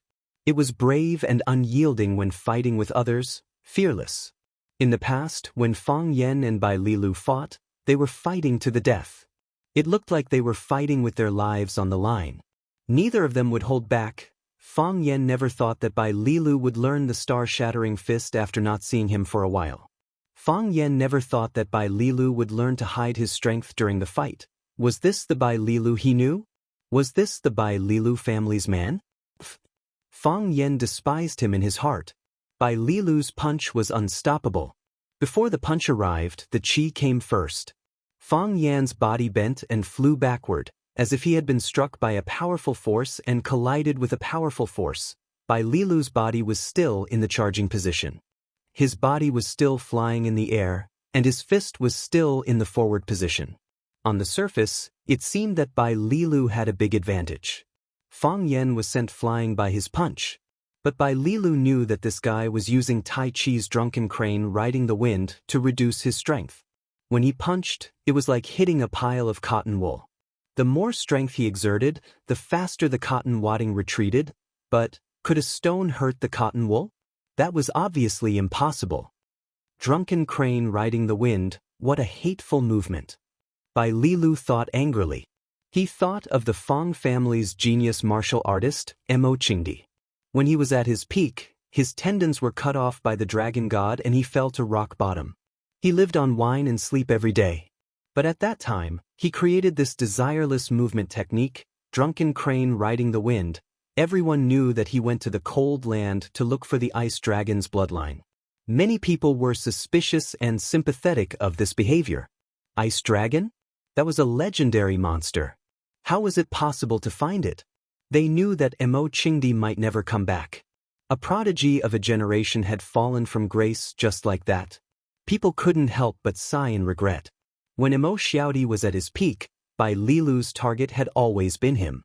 He had thought that one day he would be able to fight against such a master. But now, it seemed that he would never have the chance again.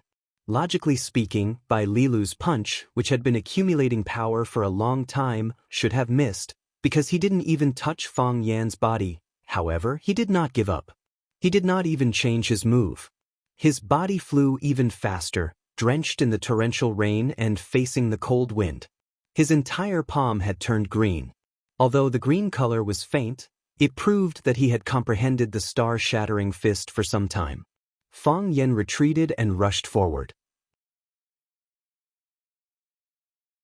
When the force of the leap was exhausted, Fang Yan's body began to fall, and so did Bai Lilu's body. As soon as Fang Yan's toes touched the ground, Bai Lilu charged towards Fang Yan's face in a condescending manner. *Pa*. The fist incinerated the rainwater and smashed towards Fang Yan's head.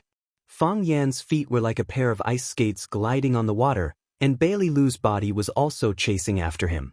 The whistling of the wind, the pitter-patter of the rainwater, and the heavy breathing of people mingled together.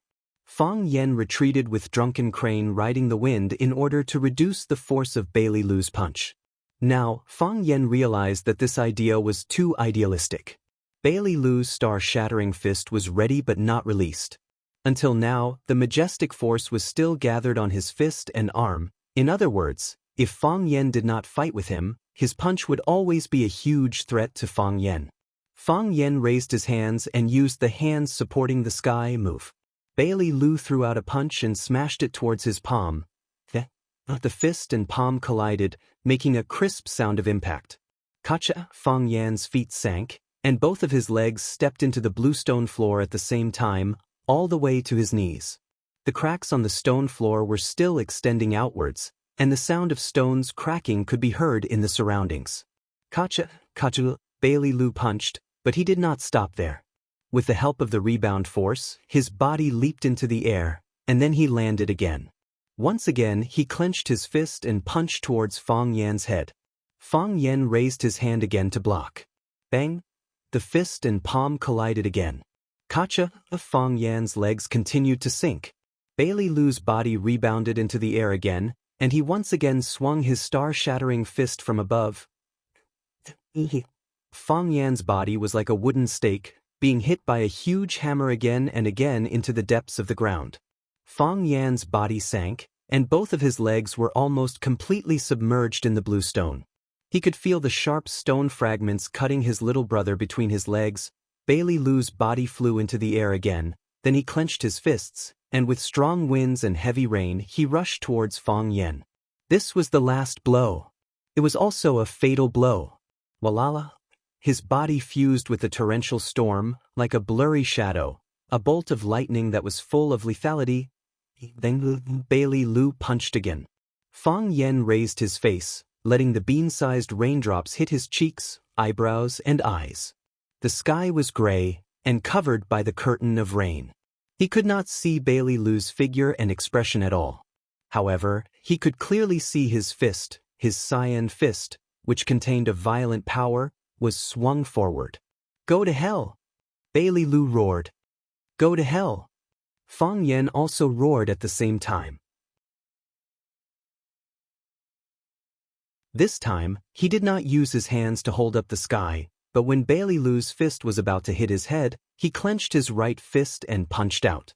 Bang! Bai Lilu's body was like a rocket that was launched, flying towards the boundless sky at a speed that was 10 times faster than when he came. Fang Yan spat out a mouthful of blood, and his body fell weakly to the ground. The rain was a little lighter, and it pattered on this seemingly fresh world. The edges of the roof tiles were washed clean, and the leaves were bright. The dozen or so large vats in the courtyard had already been filled with rainwater. The raindrops that fell into the vats only caused ripples in the water. Bailey Lu only felt sweetness in his throat and quickly drank a mouthful of strong alcohol. He did not expect that the strong smell of alcohol did not wash away the vomit, but choked it out. Bailey Lu spat out a mouthful of blood, which was filled with the smell of alcohol. This was the third time he spat out blood. Fang Yen did not even look at him. He lay on the old rattan chair under the eaves, drinking, and his eyes were fixed on the ripples in the big vats. The courtyard belonged to the old drunkard, and the rattan chair was naturally the old drunkard's rattan chair. Of course, the alcohol they were drinking was also the alcohol brewed by the old drunkard. The old drunkard was moved by the fact that Xianxia Bing died in the small courtyard, and broke all the wine vats in his courtyard. On the day when Fang Yixing died tragically and returned to the village, the old drunkard brewed a few vats of shaozi for himself. Before he finished those vats of shaozi, he went to the extremely cold place. Therefore, shaozi became Fang Yan's shaozi. What exactly happened? Bailey Lu stared at Fang Yan with a face full of unwillingness and said, "I felt that you did not use the heart of Tai Chi. Did it become a dead fetus again? Without the heart of Tai Chi, how could your punch send me flying? What kind of kung fu did you use?" It was not the first time they had fought. Bailey Lu knew Fang Yan's strengths and weaknesses, and Fang Yan also knew Bailey Lu's limits. However, he could not understand the way he fought today, or the punch he threw out to counterattack. He used the star-breaking fist, the most powerful star-breaking fist among the 100 miles godly fists. Even this move could not subdue Fang Yan, and it could not even subdue Fang Yan, who had lost the heart of Tai Chi, the Bailey family's godly fist. Was it still a godly fist? Could it be that he had been deceived by his family? "You deserve it." Fang Yan glanced at him and said with a sneer. He did not bother to explain too much to him. The current Bailey Lu was not at the same level as him at all. If he wanted to fight in the future, he would fight his father or his grandfather. As for Bailey Lu himself, he was too inexperienced. Bailey Lu smiled bitterly and said, "You don't really think I'm here to avenge Bai Xiu, do you? Ever since I was a child, I've always disliked that guy. He's a wild child from the outside. Just because he's with Master, he thinks he's some big shot?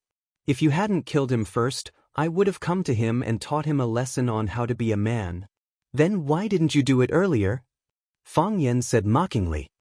At that time, the star-breaking fist hadn't been mastered, right? Bailey Lu was a little embarrassed.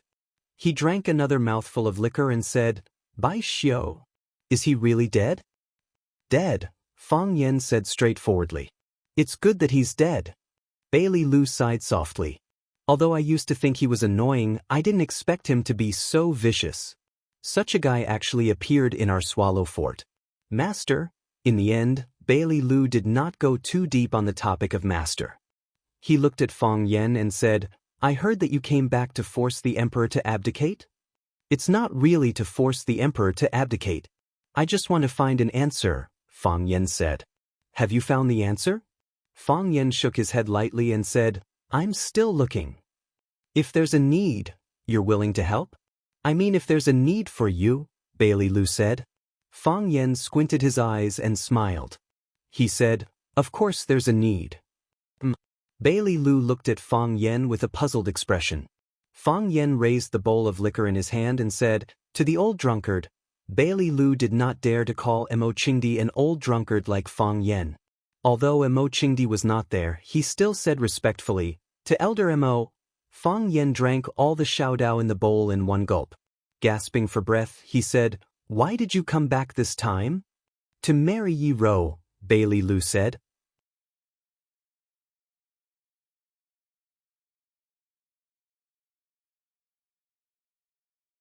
Chapter 722. "And then?" Fang Yan asked. His voice blended with the falling raindrops and was masked by the whistling wind, making it almost impossible to hear him clearly. However, Bailey Lu heard it clearly. He could even hear the emotion contained in the word, "and then." He was angry and he cared a lot about it, but he pretended to not care. "And then?" Probably the same as Yi Fengsheng? The elders of the family go to the Yi family to propose marriage and give generous betrothal gifts. First, they choose a close date to drink a glass of engagement wine, and then choose an auspicious day to complete the wedding. Enter the bridal chamber, give birth to a child. Isn't that the process of marriage? After everything is done, the two people have to spend the rest of their lives together. I won't do anything to you. Fang Yan took a big gulp of wine and said with a smile, Yi Rou will kill you. Bailey Lu drank up the shaozi in one breath, wiped the wine stain on the corner of his mouth and said, I'll drink another bowl. I can't drink such strong shaozi outside, and I can't drink the shaozi brewed by Senior Mo outside. Fang Yan ignored him. He ran to the wine jar in the room and took out another big bowl. He sat back on the small stool under the eaves and continued the topic. He looked at Fang Yan and said, Yi Rou will kill me. I know Yi Rou will kill me, and they also know Yi Rou will kill me. But why do they still want me to marry Yi Rou? Fang Yan looked at Bailey Lu with bright eyes and a little smile. He asked, Do you like Yi Rou? I asked them why do they still want me to marry Yi Rou? Bailey Lu said angrily. I asked first. Do you like Yi Rou? Fang Yan asked again, and the smile on his face began to widen. Bailey Lu thought for a moment and said, If you have to find a marriage partner, there is nothing wrong with Yi Rou. Well, I admit that I like Yi Rou. You also know that among our group of friends, there aren't many who don't like her.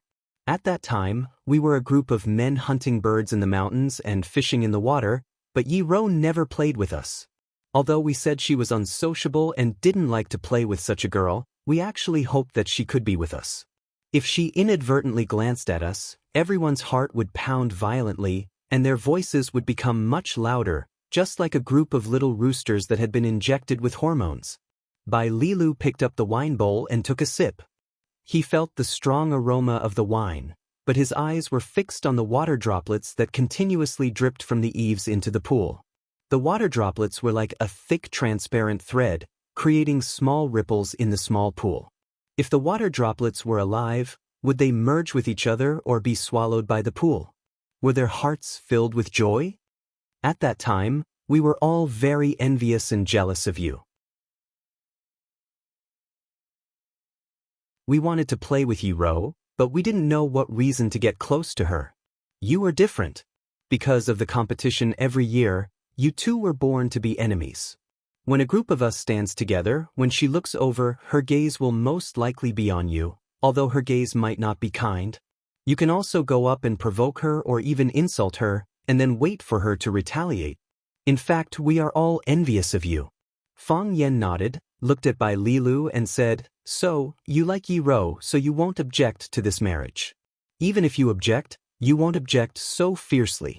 Yi Rou has extraordinary skills, and she may become the youngest elite in the Tao of Heaven in Swallow Fort.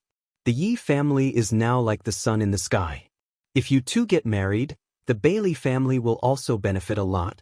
Not only the Bailey family, as long as the Yi family spreads the news that Yi Rou is looking for a man, the other families in Swallow Dock will probably rush to marry her. As you said, if you want to find a woman to marry, who doesn't want to marry Yi Rou? After a pause, Fang Yan said, Of course, it won't be easy for you to take advantage of this. The Yi family will never let Yi Rou go. So, did they ask you to be their son-in-law? Bailey Lu grinned and said, We can do this, but you can't. I have an elder brother and a younger brother. I have 4 or 5 cousins and more than a dozen brothers and sisters. Even if I, Bailey Lu, sacrifice for my family or for my beauty, it's not a big deal. For example, Li Xiaotian has an elder brother, Li Xiaolong. Li Xiaolong is so powerful that he can support the Li family. It's not a bad thing for Li Xiaotian to marry into the Yi family and be the peace ambassador between the two families. You don't consider my and Yi Rou's opinions. This business is really good. Fang Yan sighed and said, What business? You put it so bluntly. This is true love. Although Yi Rou doesn't necessarily love us, we love Yi Rou. Then, let's go back to my first question, Fang Yan said with a smile. Aren't you afraid that Yi Rou will kill you? What about you? Bailey Lu looked at Fang Yan with a bowl of wine in his hand and said, Like you said, you won't do anything? Yi Rou is responsible for killing people, and I'm responsible for digging holes. I can't bear to let Yi Rou bear such a heavy workload alone. Look, I know it's like this. If I only consider Yi Rou's opinion, I think I can give it a try. He thought, I'm not worse than you, Fang Yan. If I make love to you, Yi Rou may fall in love with me in the future. But if I only consider your opinion, we're brothers. I've helped you. My family forced me to do this. You can't just kill me with a sword. But if I have to consider your and Yi Rou's opinion at the same time, I'm afraid no one dares to accept this marriage, right? The weight of you and Yi Rou together is no less than that of those rich and powerful families. You are a smart man, Fang Yan said as he looked at Bailey Lu with a bowl of wine in his hand. Come on, let me toast you. Because I didn't steal your woman? No. Fang Yan shook his head and said, because you made the right choice. You should know that I will really kill people. I've already killed Bai Xiu. Bailey Lu clinked his bowl with Fang Yan's and said, some people are not easy to kill. Then kill them slowly, Fang Yan said. Anyway, I'm not too busy now. Once upon a time, there was a mountain called Monkey Mountain. There was a Taoist temple on the mountain, and there were a group of old monks in the temple. The Taoist temple was located on the mountainside of Monkey Mountain, built against the cliff. Half of the Taoist temple was suspended in the air. From a distance, it looked like it was flying in the clouds. Because of the rain, the mountain was blurred and the fog was rolling. The entire Taoist temple was shrouded by the rain and the fog. The Taoist priests in the temple were doing their evening classes in the One Mind temple. There were also a few old Taoist priests in the kitchen, preparing dinner for the Taoist temple. Such a tranquil and comfortable scene, every day passed in this manner. In the past few decades, it was rarely broken by anything. However, today was not an ordinary day. On the cliff of the Taoist temple, a black figure was climbing along the cliff. His posture was calm and his speed was fast. He looked as if he was walking on flat ground. From the bottom to the top, he was like an agile old monkey or a soaring eagle. His body was almost flying toward the outer wall of the Taoist temple. The tips of his feet lightly touched the protruding but precipitous rocks, and then he stepped on a large rock even higher up. When his body reached the top of the void suspension temple, his body paused for a moment. He lowered his voice and looked around. Then his body jumped down like a bat and quietly entered the window of the void suspension temple. There was no one in the room, nor was there any sound. He could not even hear a person's breathing or pulse. This was something he had already inquired about when he came in. He did not stop and continued to climb until he reached the door of a locked room on the top floor. He pressed his palm on the golden lock, and his inner strength burst forth. With a slight ding, the copper lock automatically bounced open. He held the lock in his hand, pushed open the door and entered. The room was dark, but it was not a problem for the black-clothed man. He didn't even need a flashlight to walk around the house freely. For martial artists of their level, night vision was not a very impressive skill. There were rows of bookshelves in front of him, and there were all kinds of books and ancient books on them. The room was filled with a strong scholarly atmosphere, but there was no smell of decay. Instead, there was a faint fragrance. The black-clothed man reached out and quickly searched through the books, looking for a place where the treasure could be hidden. In a very inconspicuous small house in the Taoist temple, a young Taoist was sitting on a chair, drowsily sleeping. Perhaps he was startled by the thunder outside, but he suddenly opened his eyes and wiped the saliva from the corner of his mouth. Looking at the surveillance image on the TV screen in front of him and the figure busy in the dark room, the young Taoist became excited and ran towards the one-hearted sect view next door. Lowering his voice, he shouted, "Master, Master! Grandmaster, someone's here to steal the Tai Chi painting again. Someone's here to steal the Tai Chi painting again."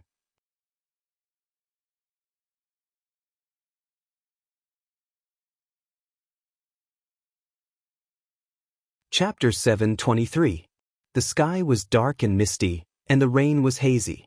The old parasol tree in the courtyard was washed clean by the rain, and the large leaves of the parasol tree showed the green color of their youth, like green jadeite leaves that had just bloomed.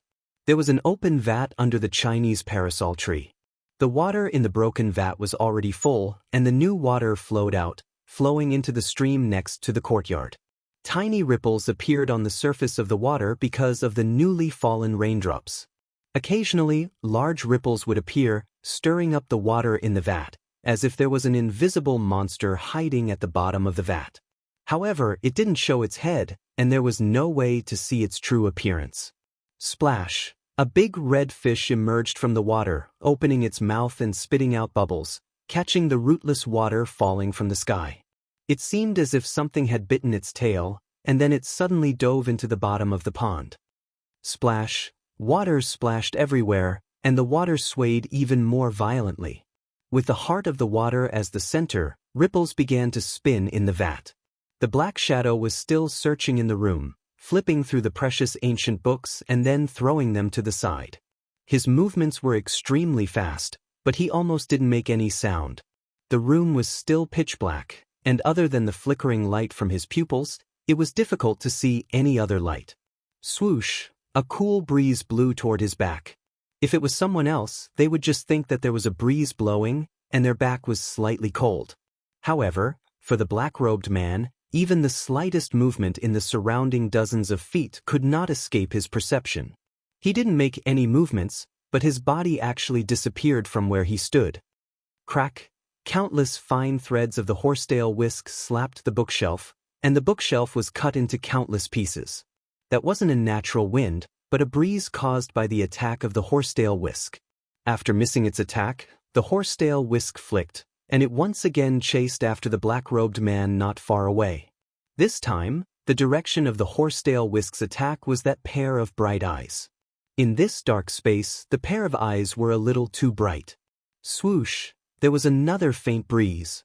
The person holding the horsetail whisk leaped up, and his Daoist robe opened, but there was no sound. His appearance, his attack, and his attack, all of them had not made a single sound. He didn't even speak. Even his breathing was so soft that it couldn't be heard. This person was using the Daoist's turtle breathing technique. His internal organs were like a turtle in a dormant state, but his body still maintained a powerful offensive ability. *Pa. The black-clothed man's body disappeared, and the horsetail whisk struck the bookshelf again. The bookshelf could not withstand such gravity, and with a crack, a wooden board fell off. Then, the entire bookshelf began to collapse, making a crashing sound. What was different was that this time, the direction in which the man in black disappeared was not to dodge or retreat. Instead, he took the initiative to greet the horsetail whisk. "Evil creature, you're courting death." The middle-aged Taoist priest was infuriated by the black-clothed man's arrogant and conceited behavior. He bellowed and suddenly withdrew his horsetail whisk. Then he swung it towards the black-clothed man's chest.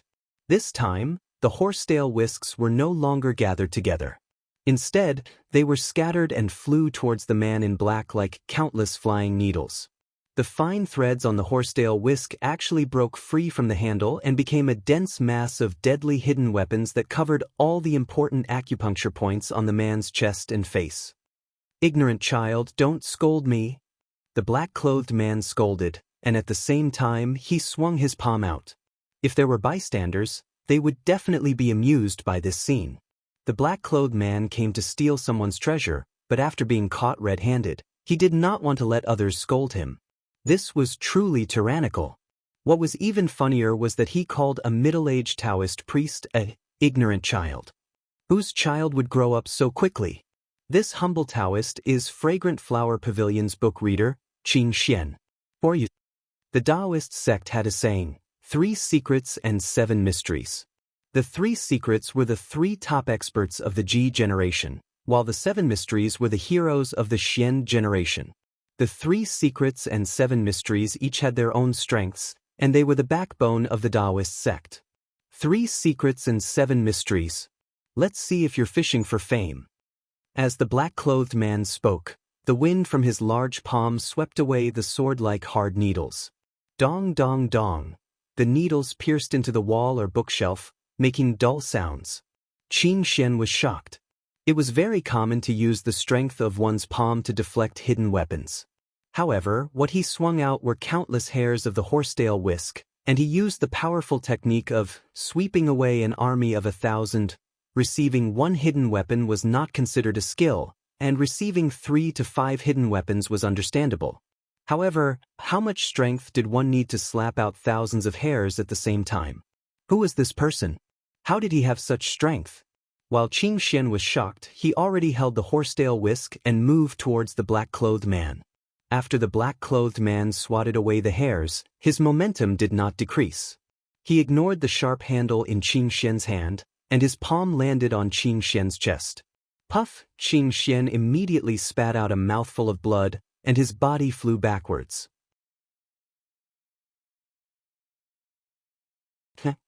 His body smashed heavily onto a row of bookshelves, causing them to topple over. This triggered a domino effect, and the bookshelves were also smashed down. Dust flew everywhere in the room, and books fell to the ground, making a hissing sound. Puff! After Xianxia's body fell to the ground, he spat out another mouthful of blood. He held his chest and asked, "Who are you?" Actually, when he asked this question, the answer was already very clear. Because in the entire Wuxia, there were very few people who could send him flying with one palm, the black-clothed man did not answer Xianxia's question. Instead, he walked towards Xianxia step by step and asked in a low voice, "Where is the Tai Chi painting?" The black-clothed man's theft had been discovered, and he had caused such a huge commotion. Not only did he not escape immediately, but he also continued to ask about the treasure. "You are also here for the Tai Chi painting? Or you? Where is the Tai Chi painting?" The black-clothed man had already walked in front of Xianxia, and he looked down at him. "Don't waste time. If I attack again, you will already be dead. You should have been killed by me just now. How can Xianxia? How can I be threatened by evil people?" Xianxia held his chest and laughed coldly. He wanted to stand up, but his internal organs were seriously injured, and he could not move. "It's just death. I am a monk. Why would I care about this?" "Then you can go and die," the black-clothed man said expressionlessly. As he spoke, he lifted his foot and was about to step down. "Immeasurable heavenly venerate." An old voice came through the window. The voice was loud and clear, like thunder. It was so loud that it made one's eardrums buzz. "Mr. Black Dragon, you have the time to come to Immeasurable Temple as a guest. Why are you doing such a secretive thing? Why are you fighting with a junior?" The black-clothed man glanced at Xianxia and knew that he could not step down anymore.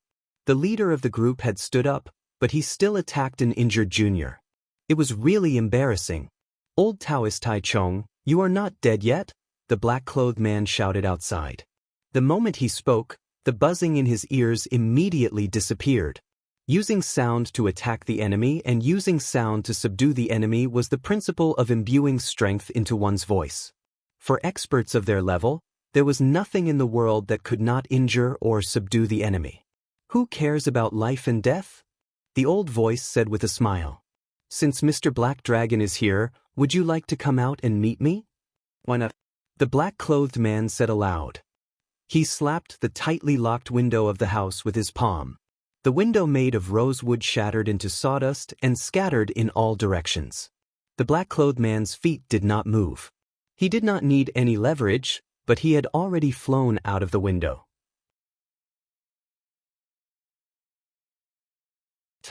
His feet landed on a blue stone in the courtyard. The blue stone did not move at all. Not even the rainwater beneath his feet was disturbed. Black clothes and a black hat. His entire body was shrouded in darkness. His face could not be seen clearly. Even his figure could not be seen clearly. He stood there motionless, but his body seemed to be wrapped in a layer of gauze, wrapped in a layer of fog. It was illusory and real, and one could never find his true body. In the courtyard, dozens of Daoist priests gathered around. There were old Daoist priests with white beards, and there were also some young and naive Daoist priests. They looked at the man in black who was hiding in the wind and rain with a common enemy. There was no joy nor sorrow, only some anger spreading in their hearts. They did not provoke anyone, but there was always someone who came to their house to steal things and hurt their loved ones. This kind of thing would not feel good to anyone. Were monks not human? However, they did not act rashly. Because the person standing in the black shadow was called the Black Dragon, the most elusive and most unfathomable black dragon, one of the 3 divine dragons of Wuxia. Even though they were experienced and knowledgeable, they had to say, the guest who came to visit today was also a legendary figure. In the middle of the crowd of Daoist priests stood an old man in a light-colored Daoist robe. The old man's hair and beard were all black, and there were not many wrinkles on his face. However, his voice was extremely old, like an old monster that had lived for hundreds of years. The old man straightened his back and stood in the middle of the crowd. He looked at the black-clothed divine dragon and said, "Which Tai Chi diagram do you want?" "Treasures of heaven and earth belong to virtuous people." The black dragon said calmly. Even though he was surrounded by so many people, he was not afraid at all. "You have no use for it. I will take it myself." "If you can't take it, doesn't that prove that you are a person without virtue?" Taoist Tai Chong joked. "I haven't taken it yet. How do you know I can't take it?" "I'm afraid you can't take it," Tai Chong said with great certainty. "The world is so big. If I want to leave, who can stop me? If I want to come, who can stop me?" The black-robed man said with a sonorous voice. "You're tuning in to the Wang Lin's Journey YouTube channel. Don't forget to subscribe and join us on this journey to catch the most captivating stories.